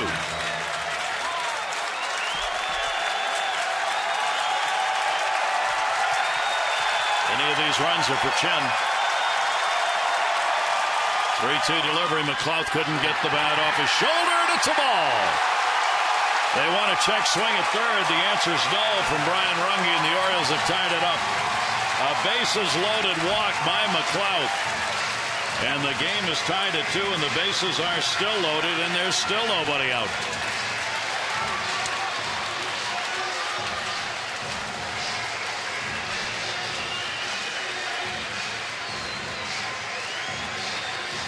Here's a look at what A.J. Pierzynski was arguing about. A little late check swing, and then Pierzynski holds. Hey, was it a strike? And then Pierzynski wants to check. Third base umpire says no, he did not. Runge down there. RBI number 7 for McLeod. Don Cooper out there just trying to settle down his pitcher who really wanted that call. Look at him. Look at the home plate umpire, Tim McClellan. And Cooper letting McClellan have it a little bit here. And McClellan's warning him, you can't argue balls, strikes. Yeah, he told him he didn't want to hear any more about it. He'll throw him out. Next word. Pretty smart pitching coach right there.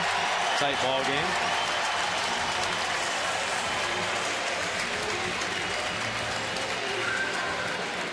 Bases remain loaded. Here's Manny Machado. Machado has struck out. Picked up a single. Second major league chance with the bases loaded. Had one the other night, went 0 for 1. Machado will foul that one back. Gave it the big cut. The White Sox going a little easy on umpires over the weekend. Robin Ventura got into it with Lance Barrett, the home plate umpire, on Saturday. Jim Joyce came in to try and be a peacemaker, and Ventura may have bumped it. So they're waiting to see if he's going to get suspended. Here's the 0-1 delivery. Machado up high, 1 ball, 1 strike. I'll tell you what, Crane's kind of living in dangerous zone. Every pitch is kind of up in the strike zone. It's not a ball. Crane has walked 17 now in 35 innings. And the ball is popped up towards the seats. Dunn will not have a play. Jesse Crane, 31-year-old veteran right-hander, gets ahead of the rookie.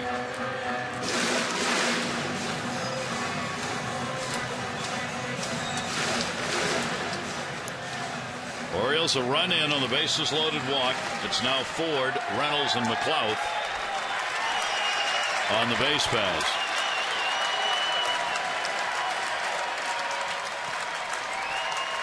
One-two delivery.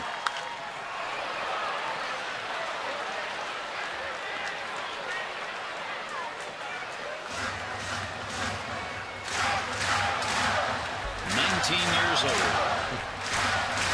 Independent race. How about that?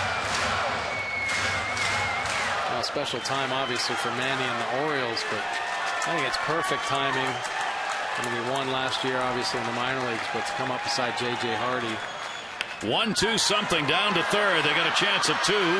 There's 1. Oh my gosh, Crane arguing a little with Pierzynski. Why didn't you throw to first? Look at this. This is an argument between the pitcher catcher. Whoa! And Pierzynski let him have it. How about that? Then he goes back and talks to the home plate umpire Tim McClellan about it. Here's a look at it. Hard ground ball third base. Youkilis fires it home, but Brzezinski got his feet kind of crossed up right there. He couldn't get himself in a good position, but Crane let him know, hey, we had a run. Could have got that force out at first. And I don't know if you want to mess with A.J. Brzezinski. I'm sure they're going to have some words in the dugout. Here's Andino. I mean, if Crane gets out of this, the strike called would be pretty amazing. He came on and gave up the walk that loaded him, then gave up the walk that brought in a run, gets the fielder's choice, has a fairly heated argument with his catcher in the course of the game. You just don't see that. Here's the 0-1. Strike called. Andino didn't like that one. A little slider away, and Brzezinski's brought a couple pitches back over. Kind of frames that one pretty good. Just off the plate, though. Yeah, our pitch track brought to you by Infinity Luxury Cars that deliver inspired performance. Good average of the bases loaded. Here's the 0-2 delivery. That's outside. Perhaps Robert Andino, without looking back, would say, you know, if you're really mad at the pitcher and you'd like to let me know what's coming, you could do that. It's okay.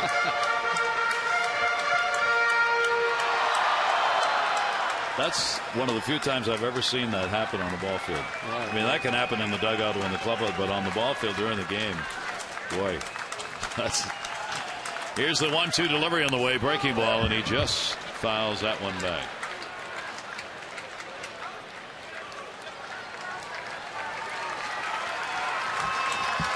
And for those of you who are lip readers, you probably saw what the catcher called the pitcher as he talked to the home plate umpire. He's still talking to McClellan.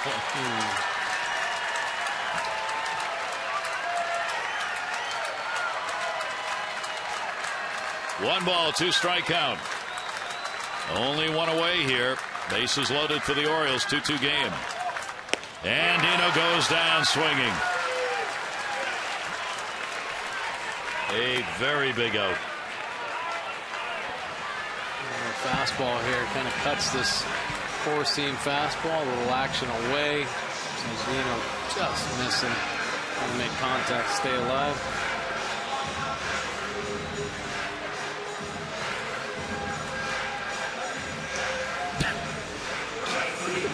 Ramirez didn't know what he was going into right there. Ramirez kind of backed off. I came in to talk to the pitcher, but since you're out here, please, sir, go right ahead.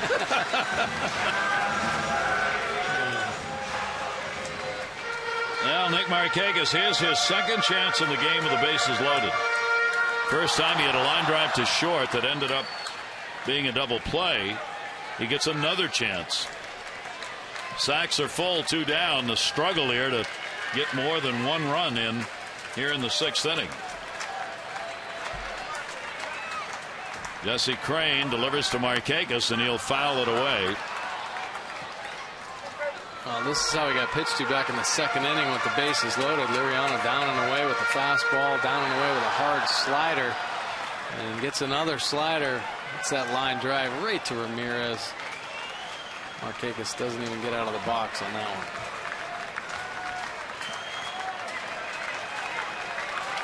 0-1 the count.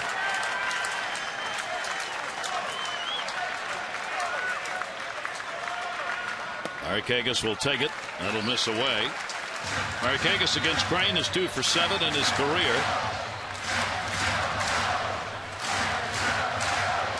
Crane, as we showed you, has given up very little. Right-handers 110, left-handers 275. So if there's an advantage, it's to Markakis here, being the lefty. Reynolds, McLeod, Machado, the base runners. Here's the 1-1. Markakis in the air and foul. And a ball and 2 strikes on the Orioles leadoff batter. He got away with one right there. Markakis wanted that pitch, kind of stayed up in the zone again. Those batters just missing some mistake pitches here from Crane in this inning.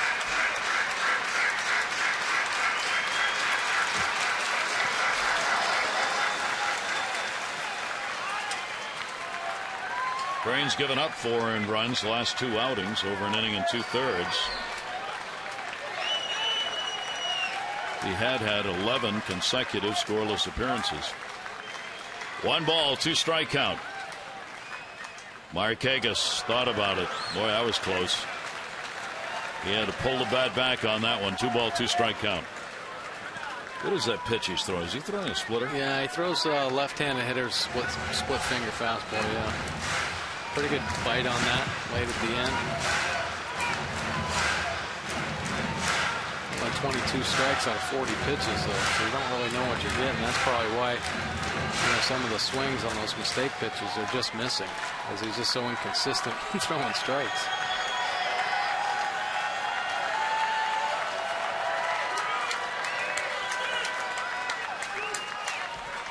Two ball, 2 strike count. Markakis pops it up. Coming back. Here's Inski. That will be on the other side.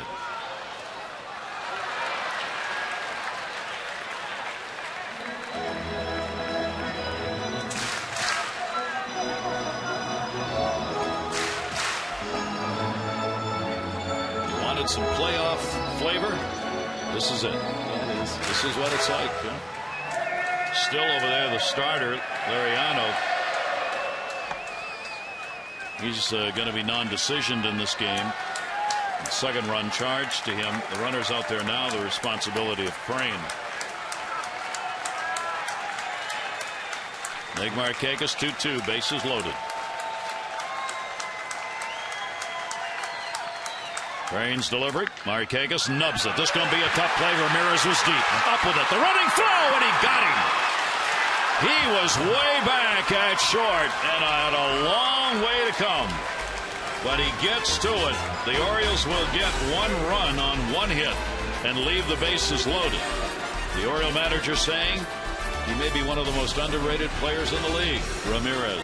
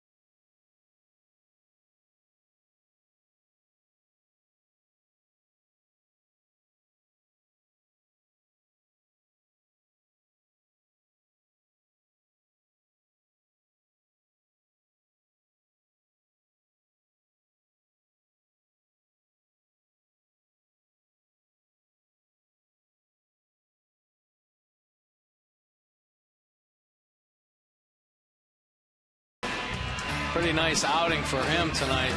Working that fastball up in the zone. Him and Matt Wieters on the same page all night. Another chase here by Rios. A.J. Brzezinski, and then the down and in pitch gets him. Man, oh man, had it going. Gets off the hook of that last inning. 6 innings pitched, 4 hits, just the 2 runs there. 1 earned, 1 walk with 8 strikeouts. A pretty dominant performance by Wei-Yin Chen. 101 pitches. He gives way to Darren O'Day. Been in 52 games, a 6-1 record. Nice low ERA of 2.49. 50 innings pitched. It's the 42 hits and 51 strikeouts. Very effective. Lefties hitting 227, righties 221. A couple home runs from each side. So it goes to the bullpens. Both starters are non-decisioned in this ball game. This side will bat as we go to the 7th inning. The Orioles only able to get 1 after getting the first 4 base runners on in the 6th inning.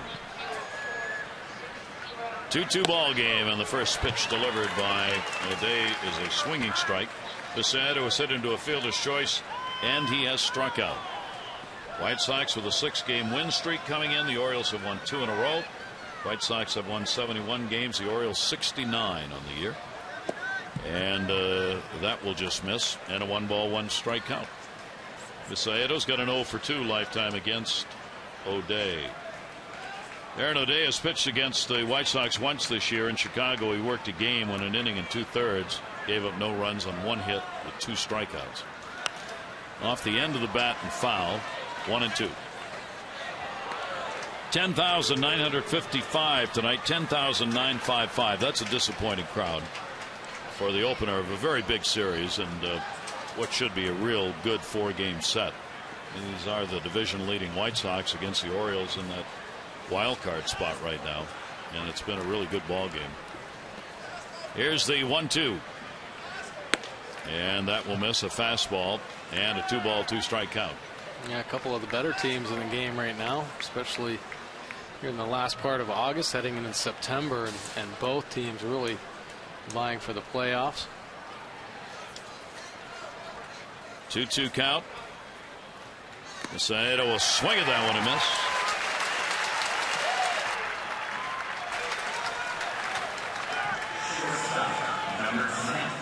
There's this fastball, Darren O'Day, one of his great weapons. That fastball up in the zone, just gets a piece of it, but Matt Wieters able to hang on. Take a look at the relief wins. Oakland Athletics leading the way with 24, but the White Sox and the Orioles at 23 and 21. Big reason why those teams are having success this year. The Orioles coming into today's play tied for that second wild card spot with Oakland. Tampa Bay has the first wild card. Oakland and Baltimore just a half game behind Tampa Bay for the wild card, and only a game behind the Detroit Tigers. The Angels are 4.5 behind. Of course, the race is still on in the East. The Yankees only have a 4-game lead over Tampa Bay and 4.5 over the Orioles. The White Sox come in leading by 2.5 over the Tigers. Joe's bunt and meant it, but fouls it off hard, and takes a look at that finger again that he hurt trying to field the ball barehanded. Ramirez has grounded out twice. Well, here's a look. Must have seen Robert Andino playing back. Tried to get it down there. Unless maybe the swing hurt his finger and said, oh, I might try to bunt, but I think that bunt might have hurt it a little bit worse. He almost had a butcher boy on that. Like he was trying to bounce it by Reynolds, but Reynolds wasn't playing in. 0-2 the count. Everybody backs up now. O'Day's delivery to him, and that is swung on and fouled off. Count will stay at 2 strikes. In the 7th inning for the Orioles, 2 runs, 6 hits. The White Sox 2 runs, 4 hits.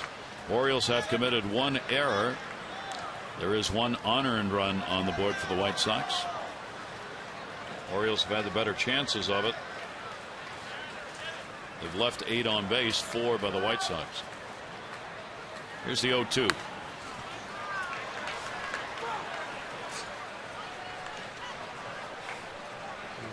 Ramirez obviously in some pain with that finger. Keeps looking at it after every swing. Obviously it was bleeding, a split nail, and it has to hurt. I don't care what's on there.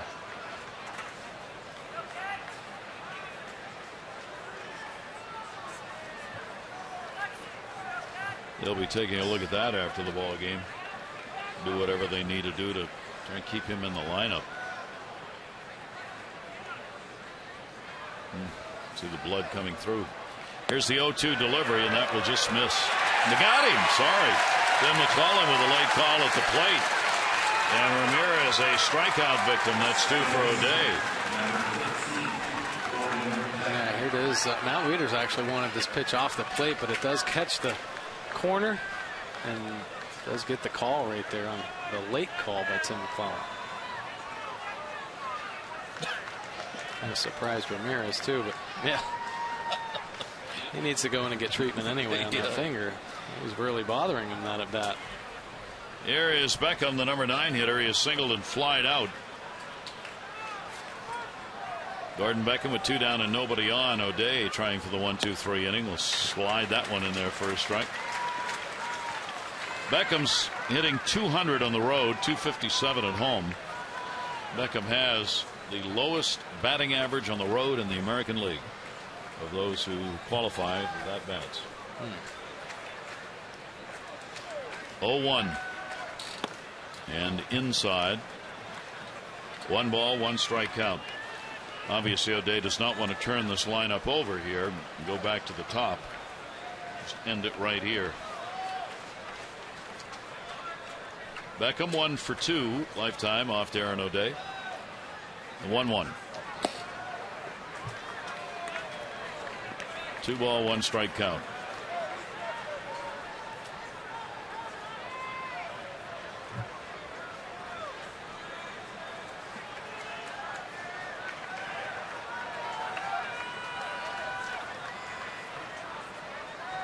Here's the 2-1. Throttle back on him and get him out in front of it. And it evens it up at 2-2. Nice pitch by O'Day. It sure was. That little slider kind of floating out there in front.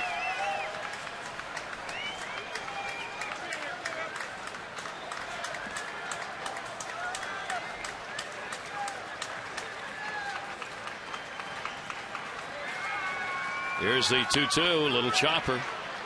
Charging Andino. And shuffles it over to get the out. 1-2-3 inning. Ball game tied. 7th inning stretch brought to you by Jack Daniels Tennessee Honey. Fly straight.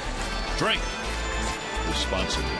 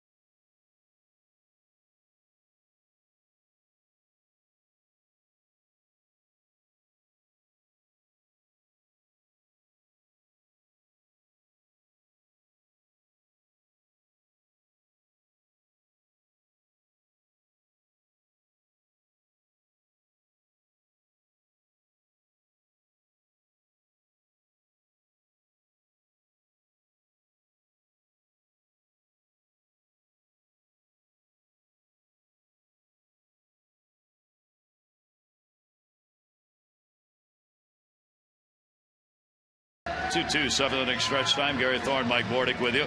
All right, so you're a manager. You're playing late. You're looking for the postseason. Tight ball game. You're at home. How do you play these last few innings? You go for one, or you just keep going? I think both managers just kind of go what they've done, what they've been successful with. You know, try to get a guy on. If need be, if there's a hitter up there in a situation where they have to get a bunt down, then I'm sure the managers will try to do that. But they're going to play with what got them to this point. You know, get a guy on base and maybe pop a ball out of the yard. I mean, both lineups are coming through with their power hitters, looking for the long ball. And this time of the year, because you haven't done it all year long, it'd be tough to try and change that and try and make yourself a small ball club, wouldn't it? Well, it would. But the Orioles have actually done a pretty good job of that recently. They've shown spurts of that playing the small ball game, so they are capable of manufacturing a run or two. Well, we'll see how Robin Ventura and Buck Showalter want to go at it here. Here is Brett Myers. Myers coming out of the bullpen. 20th game. You see the 2-1 mark. About a hit per inning surrendered. And Myers will be working here in the bottom half of the 7th inning to J.J. Hardy, leading it off for the Orioles, and the pitch inside for a ball.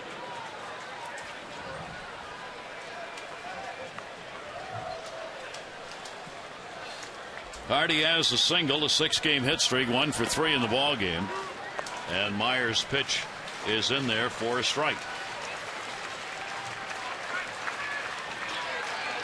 Jesse Crane worked an inning. That ball hit in the air, and I mean deep. Wise is there. 400 feet away, and Hardy is retired on the long fly ball out. It's a 180-mile-an-hour festival of speed. Tickets are on sale now for the Grand Prix of Baltimore, presented by SRT. Visit raceonbaltimore.com. And while those preparations are getting underway, getting to the ballpark still easy and will be for all 3 of the remaining games. Parking lots available. Roads are all open. You can get in here just as you would for any other game. So I hope you'll get out, cheer on the Birds in this big series against the White Sox. And that will be fouled away. Adam Jones has an 0 for 3 in the ball game. Has he hit his 100th home run yet? Not yet. Oh, really? Been a long time coming.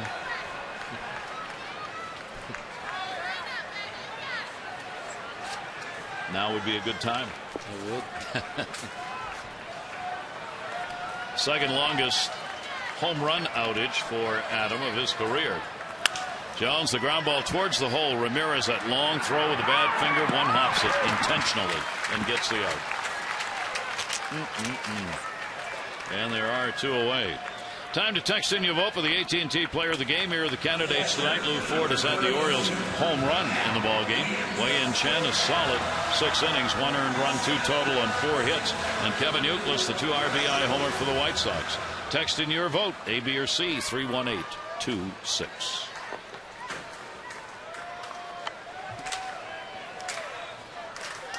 So Matt Wieters will turn around to his power side for this at bat. And the pitch will be taken for a strike. Wieters has walked twice, scored, singled. Orioles got a bases loaded walk by McLouth to tie it up. Fouled away. And a 2-strike count on the Oriole catcher.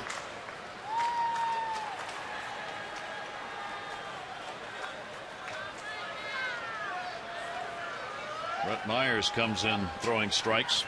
He was acquired from Houston.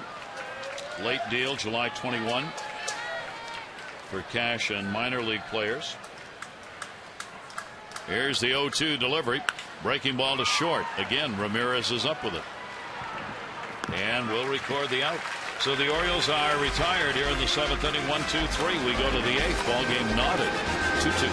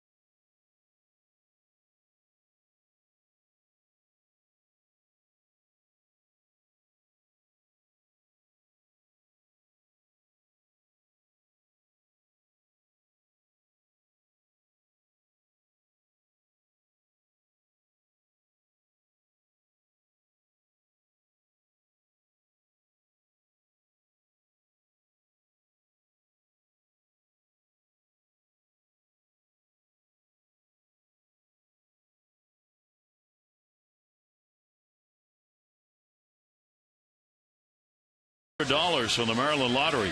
For your chance to be the Maryland Lottery contestant of the game, play Strike It Rich scratch-offs and enter your non-winning ticket codes at mdlottery.com/strikeitrich. O'Day works an inning, gets a couple of strikeouts deeper into the pen. Yeah, bring on Pedro Strop. Means you're in a pretty good position to win a ball game if Pedro Strop comes in. Now 55 games, just that 1.43 earned run average, and used a lot. 56 and 2/3 innings pitched.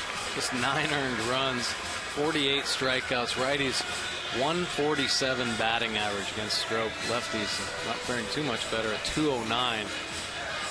Power fastball, hard slider. Power arm has just been a huge reason why the Orioles bullpen has had so much success this year. Pedro Strop won the first game against Chicago, played back on April 16 in an extra inning ball game. It was 10 innings, but the Orioles won it 10-4. Strop has a 1-0 record this year against them. This will be the 3rd game he's pitched. He's worked 3 innings against the White Sox, given up 1 run on a hit, a walk, and 5 strikeouts. And Wise with a swing and a miss. Wise, the leadoff batter Reached on an error and scored in the 6th inning ahead of Youkilis on the home run. And a check swing. That's a strike. Unplayed umpire Tim McClellan saying he went around on it. The 3 games in Chicago, the Orioles came away with a 10-4 win in game 1. They won the second one 3-2. They lost game 3 with Jake Peavy winning 8-1.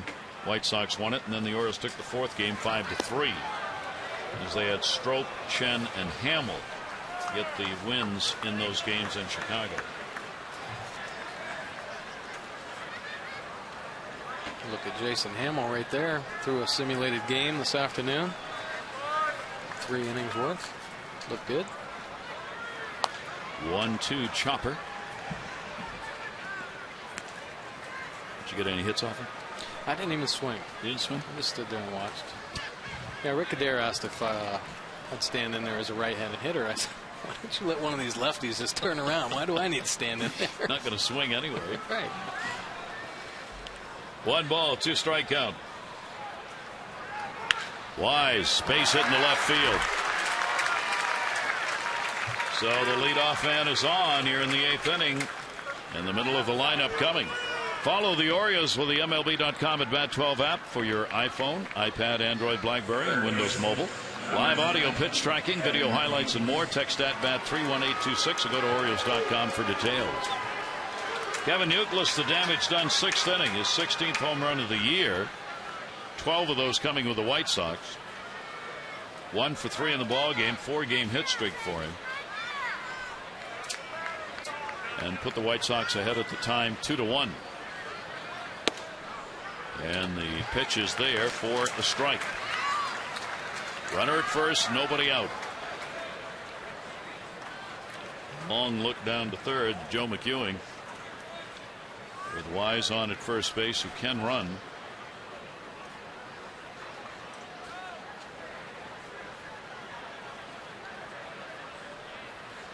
And a check swing, and that's in there for a strike. 0-2.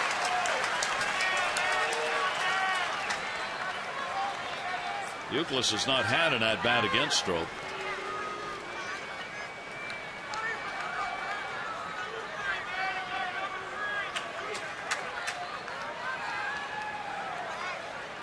Here's the 2-strike. Runner stays.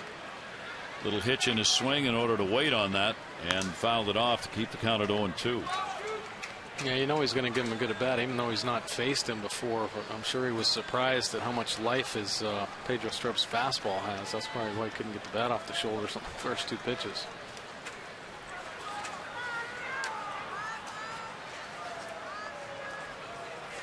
Look over to first. Here's the 0-2. Runner not going. That's going to be a base hit.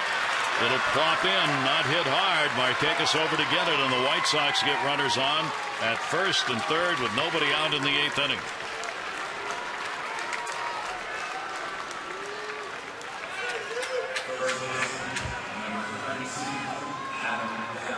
Kevin Youkilis with a pretty good 2-strike approach off Pedro Strop. Shortens up, kind of fights that ball off as it ran in on him. Fights it off to right field. So now the home run hitting Dunn comes up. Dunn is 0 for 3 in the game. Orioles will play for the double play. Surrender the run here if they can get the 2 outs, even though it would be a go-ahead run. Very short lead at first, and the delivery is a fastball up high for ball 1. So the White Sox battle back. Each team now with 6 hits in the game.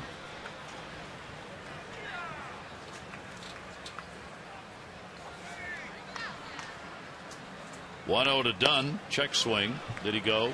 Nope. Yeah, Adam Dunn's hot zone. Well, there it is, right dab in the middle. 323. Don't make a mistake. Right there. Anywhere else, he's a little bit hot. He's hot in the upper part too. Upper part of the zone at 292. Here's the 2-0 delivery to him. Dunn on a check swing again. Did he go? Yep. Brian Runge down at third. 2 ball, 1 strike count. Look at that check swing. Pretty close, actually.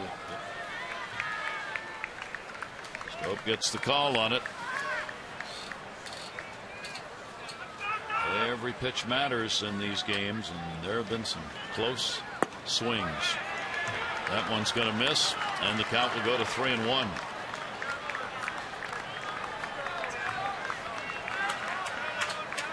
We're being very careful with the home run hitter, with Wise on at third base, Youkilis on at first.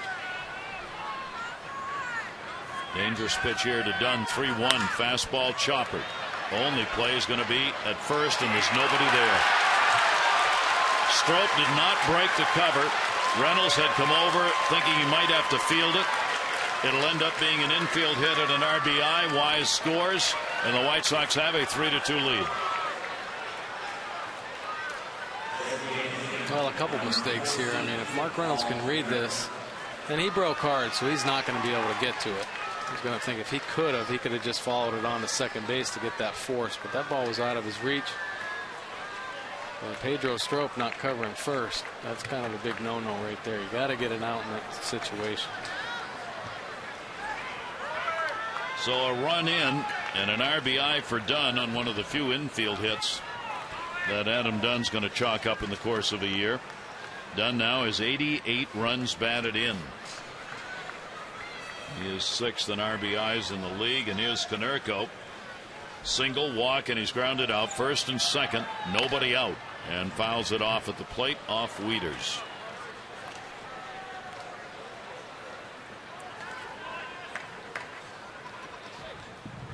Now Wieters continues to take a beating. Here's a foul ball right down off the top of the foot. And even though there's padding there, it's still got to hurt. Didn't even bother to hit the padding. It went underneath it. How does even when you're covered, you're not. You can see how that padding comes out over the front and protect the toes a little bit. Konerko with a 1-strike count. Orioles down by 1. And inside. Strop now's got to limit the damage here. We're in the 8th inning. Looking to try and turn 2. Yeah, Paul Konerko's hot zone a little bit more impressive than Adam Dunn's. You don't want to make a mistake to Paul Konerko all over the place. Middle away, middle up, and away as well, and down and in. Here's the 1-1 delivery to him. Chopped towards short. They got a chance here. Hardy. Andino. Relay. Turn 2. Big double play. Over to third goes Youkilis, but there are 2 down.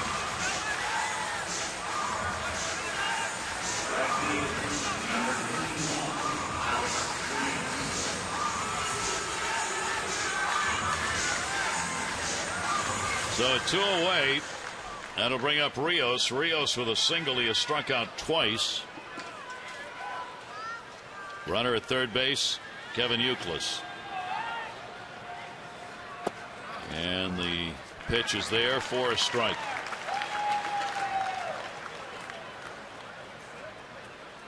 Rios 1 for 1 off the Orioles setup man.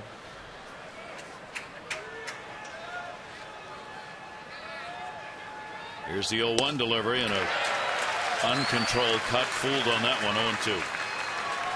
Back-to-back sliders. Pretty good pitches right there to Rios and Pedro Strop.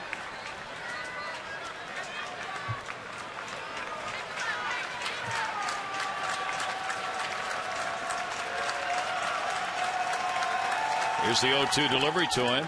That will miss down low. He did not move the bat. Then a 1-ball 2-strike count on it. Good confidence right there. Matt Wieters calling that slider down in the dirt. Matt says, hey, I'll block it for you. You throw it down here and we'll try to get a chase. Rios a pretty good job of laying off that pitch, but pretty gutsy pitch by Pedro Strop and Matt Wieters. Youkilis off third. 1-2 delivery. Punches that one back. The White Sox this season on the road are 33-29. They've done it primarily with their pitching on the road. They've done a 3.68 road ERA, which is really good. It's 3/4 of a run better than their ERA is at home. So far, that's what's happened here. The Orioles only 2 runs up. Here's the 1-2 delivery and a swing and a miss. So Strop will get the strikeout, but the White Sox will get the run. They do it on 3 hits and leave a base runner on at third. White Sox leading at 3-2.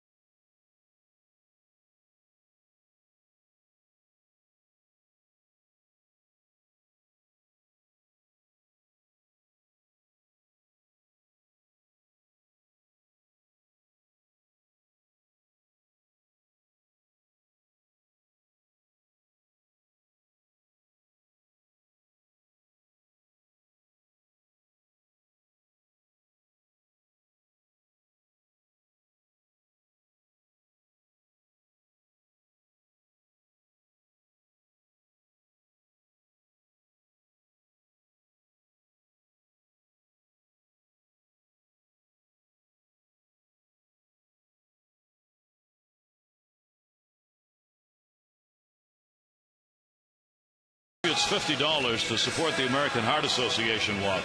To date, the Orioles have 367 walks, $18,350. Care First Blue Cross Blue Shield encourages each of us to take that first step towards a healthier and more active lifestyle. Chant of Lou Ford, first ball hitting off Brett Myers. Ramirez. More ground balls to Ramirez since he hurt his hand than he's had all season long. Yeah, the way he's been playing out there, you don't want to hit it to that guy. And we'll bring up Mike Reynolds. Take a look at our Mercedes Inside the Numbers. Brought to you by Mercedes-Benz, located on the web at mbusa.com. This season, Mike Reynolds in the wins and losses. That average up, the home runs up, RBIs. He's contributed. When he contributes, the Orioles win. Yeah. That's why they're pretty excited when his bat gets going. I mean, a big factor, Mark Reynolds, especially the numbers he put up last year offensively. So I'd like to get him hot here at the end. I know he has been more consistent as of late. And the 0-1 is taken inside. Brett Myers has been a closer in his most recent life as a pitcher in the major leagues. With the Astros this year, he'd gone 0 for 4 with a 3.52 ERA, 19 saves, 19 of 21. Grounded down to third and foul. He started out in the Phillies organization as a starter. In fact, he was a 12th overall pick in the first round by the Philadelphia Phillies and maintained his starting status right through the 2011 year. And then with Houston, came out of the bullpen as a closer. 1 ball, 2 strike count on Mike Reynolds. And he'll take it down low. Brett Myers now the pitcher of record along with Pedro Strop for these two teams. The starters, Chen and Francisco Liriano, non-decision.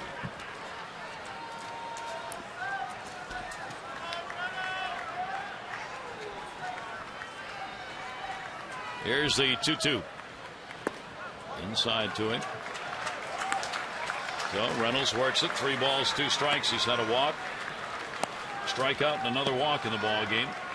Stranded his last time up when the Orioles left the bases loaded in the 6th inning.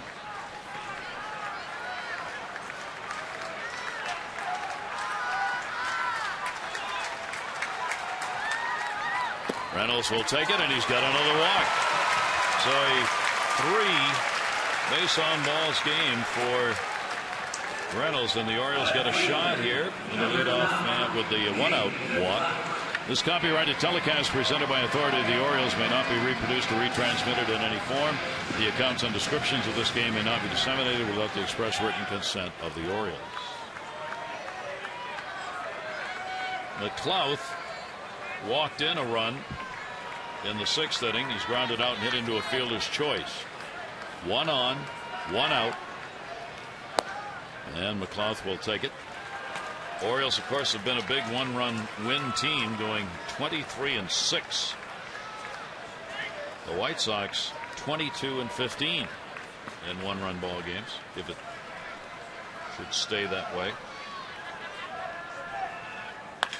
Oh, did he get that one? It's not going to stay that way. Goodbye, home run. Nate McLouth, a 2 RBI shot, and the Orioles are back on top.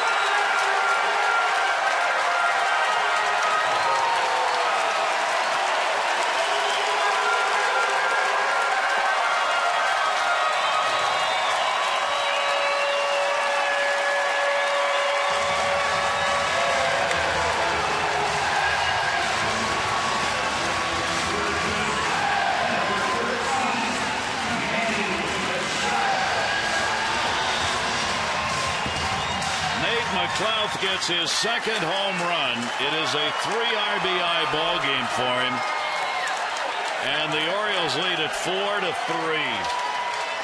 Manny Machado, a chopper to short. Ramirez charging, will get the out. Here's a look at that home run by Nate. Man, oh man, he jumped all over this pitch. It's supposed to be middle away, kind of stayed more in the middle. Great altitude and depth. That's a big fly, baby. Late inning, another late inning home run by the Orioles. That was huge to see Pedro Strip pretty excited about that one. So Myers surrenders the long ball. The Orioles get the lead. Here's Andino. That'll be inside for a ball. 2 home runs, 3 runs via the homer, 3 of the 4 that have been scored in the ball game tonight. Other came on a bases loaded walk by McLouth. Pitches down low, 2-0. And the Oriole closer getting ready. It's just as you would have thought. The home runs tonight would be hit by Lou Ford and Nate McLouth. Not disparaging towards them, but we've talked about buttons being pushed by the manager, and more importantly, players responding, getting chances in a ball game. 2 players who are in and out of the lineup a bit, especially Ford. McLouth has pretty much taken over in left field now, but they are the 2 who have picked up the long balls tonight, and that will be taken for a strike. Andino, a walk. He's grounded out and struck out. Each team with 7 hits in the ball game now, but the Orioles have the lead. And a swing and a foul tip. Look at Nate over there talking with Mark Reynolds on the bench, and both Reynolds and Nate McLouth have faced Myers quite a bit coming from the National League, so familiar with what he has to offer. And Reynolds obviously having a great at bat to draw that walk, and McLouth with that big 2-run home run. And that's going to be outside. Robert Andino will take the count full. 3 balls and 2 strikes. McLouth was 6 for 15 with 3 home runs off Myers. He's now 7 for 16 with 4 home runs. And a swing and a miss. Andino's retired. All right, sports fans, buckle them up. It's the bottom of the 9th inning. That home run has given the Orioles the lead. Here comes Jim Johnson to try and finish it off.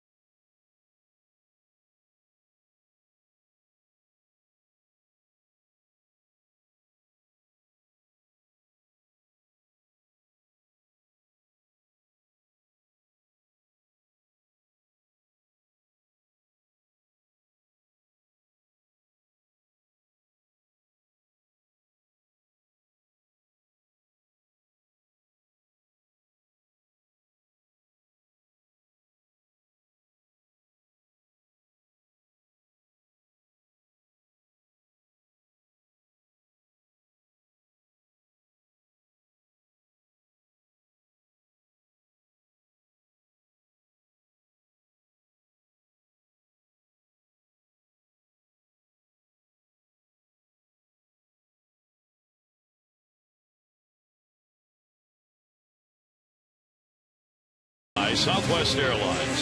Find our fares online only at southwest.com. And by Dodge. See your authorized Dodge dealer and experience a world of performance, design, and fuel efficiency. Schedule a test drive or go to Dodge.com and check out their powerful light. So the Orioles will try and do it again and win their 13th consecutive one-run ball game. And Jim Johnson comes on 39 saves this season, tied for most in the major leagues, and he is the closer. This is where he makes his money. He has been just magnificent. You see the 39 for 42. Yeah, he's been awesome this year. He is 2 for 2 in saves against the White Sox this year, working 2 innings, giving up just 1 hit. And here we go, top of the 9th inning. Pierzynski up. He has struck out 3 times in the ball game. That .291 average, and he does have home run power. And a swing and a pitch away, and fouls it off. Pierzynski 3 for 9 lifetime off Jim Johnson. The Orioles are trying to win their 24th one-run ball game. They've won 12 in a row going back to June 22nd, tying a franchise mark. And a swing and a miss on that one. So if the Orioles can win this by 1, they'll set a new franchise mark at consecutive one-run games won.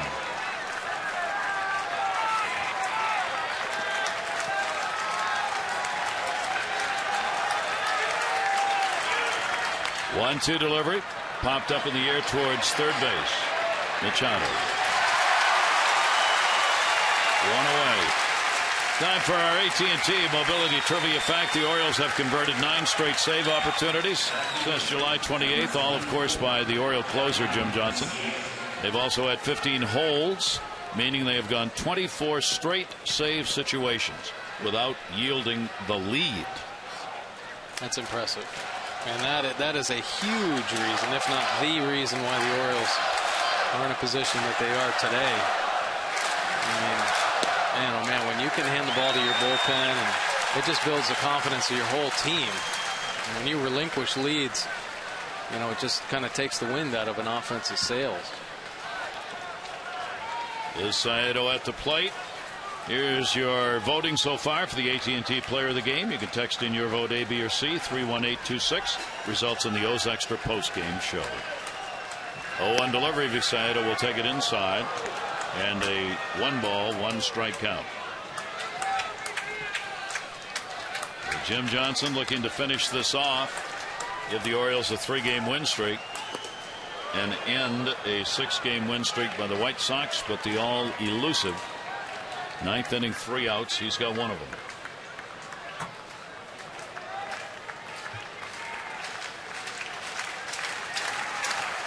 Saedo with the 0 for 3, 2 strikeouts. 2-1 delivery. 2-2.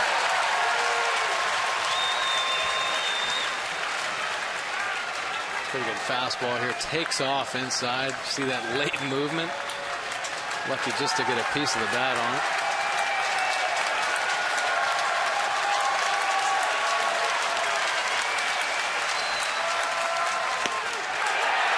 That's that. 2 down.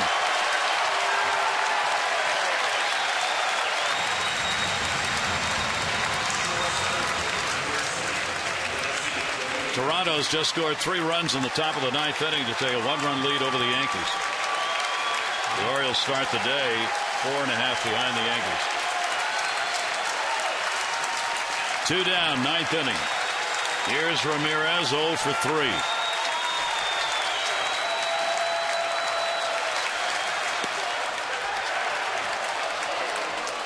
Misses for a ball.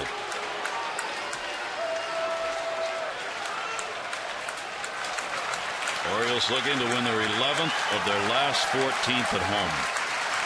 1-0 delivery.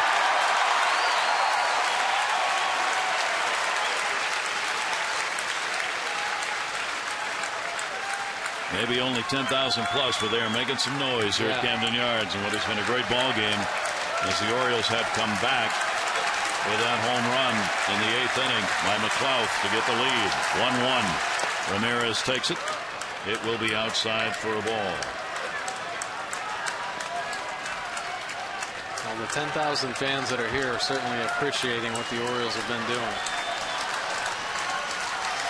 2 ball, 1 strike count. Here's the delivery to him. Ramirez, did he go? Yes. Jordan Baker, first base umpire.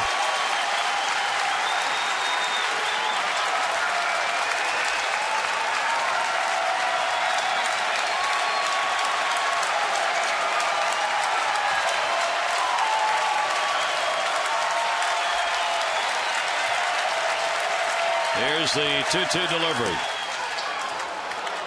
So he'll take it full. 3 balls, 2 strikes on Ramirez. 2 down in the 9th inning. With the Orioles leading it by a score of 4-3.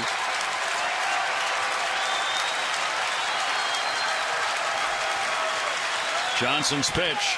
Ground ball toward short. Hardy charging. Very tough play. Hardy running. And not in time. Great play all around. But Ramirez had the speed. He will pick up the infield single to keep the White Sox playing here in the 9th inning.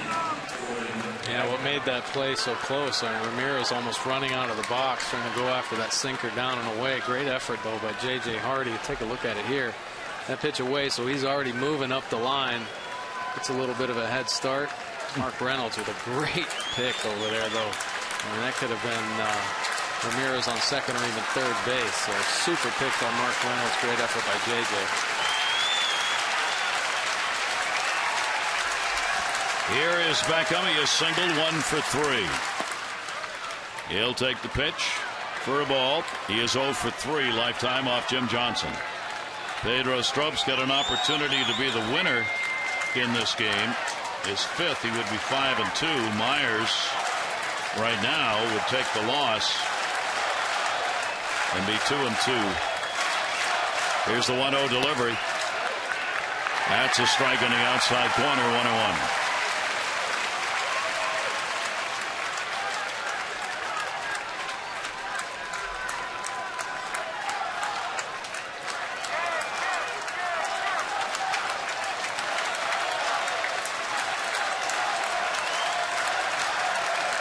Here's the 1-1. Runner goes down to third base. That is a foul ball.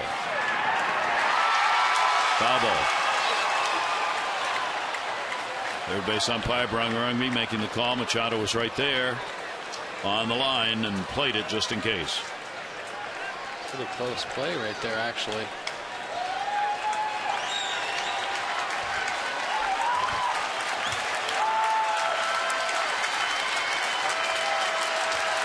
White Sox want the home plate umpire to get the ball. He does, and gives it right back to him. Anything to try and gain an edge right here. 1 ball, 2 strikes, 2 down. Ramirez was running on the last pitch. Johnson trying to get the final out at the plate. Runner, you're not going 1-2 outside. Gets away. And down to second base goes Ramirez.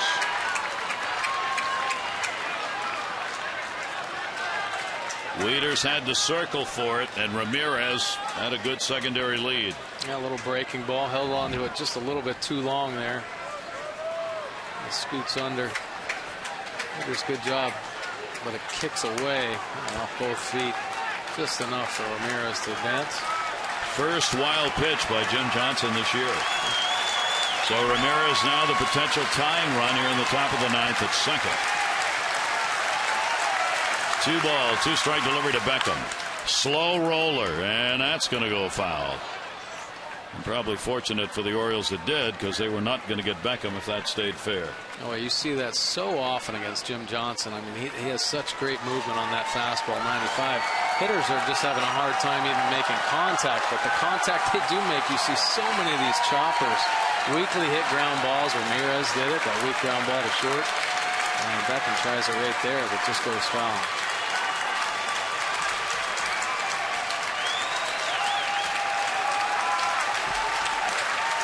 big battle. Johnson and Beckham.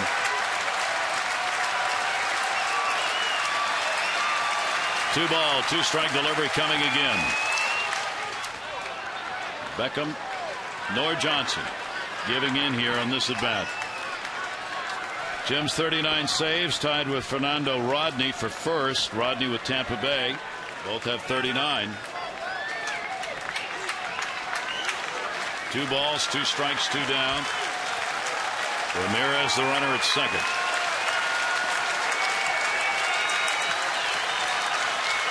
Johnson's 2-2. Hit the bat. Right off the butt of the bat and foul. Wow. Right off the knob right there. Unbelievable. Good break though. See the knob of the bat sticking out. Sure enough. He's honest too. A lot of hitters would try to sell that, you know, start shaking their hand or something. Eighth pitch of the at bat. Runner goes 2-2, grounded to short. Hardy looking for the final out, guns it. Game over. The Orioles win it. And the first of the 4-game series goes to the O's as they win their 24th one-run ball game, 13 in a row. That's incredible. That's awesome. And a comeback win at that. McLouth with the homer in the 8th inning. The game-winning home run. Strop will get the win. Myers takes the loss. Johnson gets the save. The Orioles have won their 70th game of the year.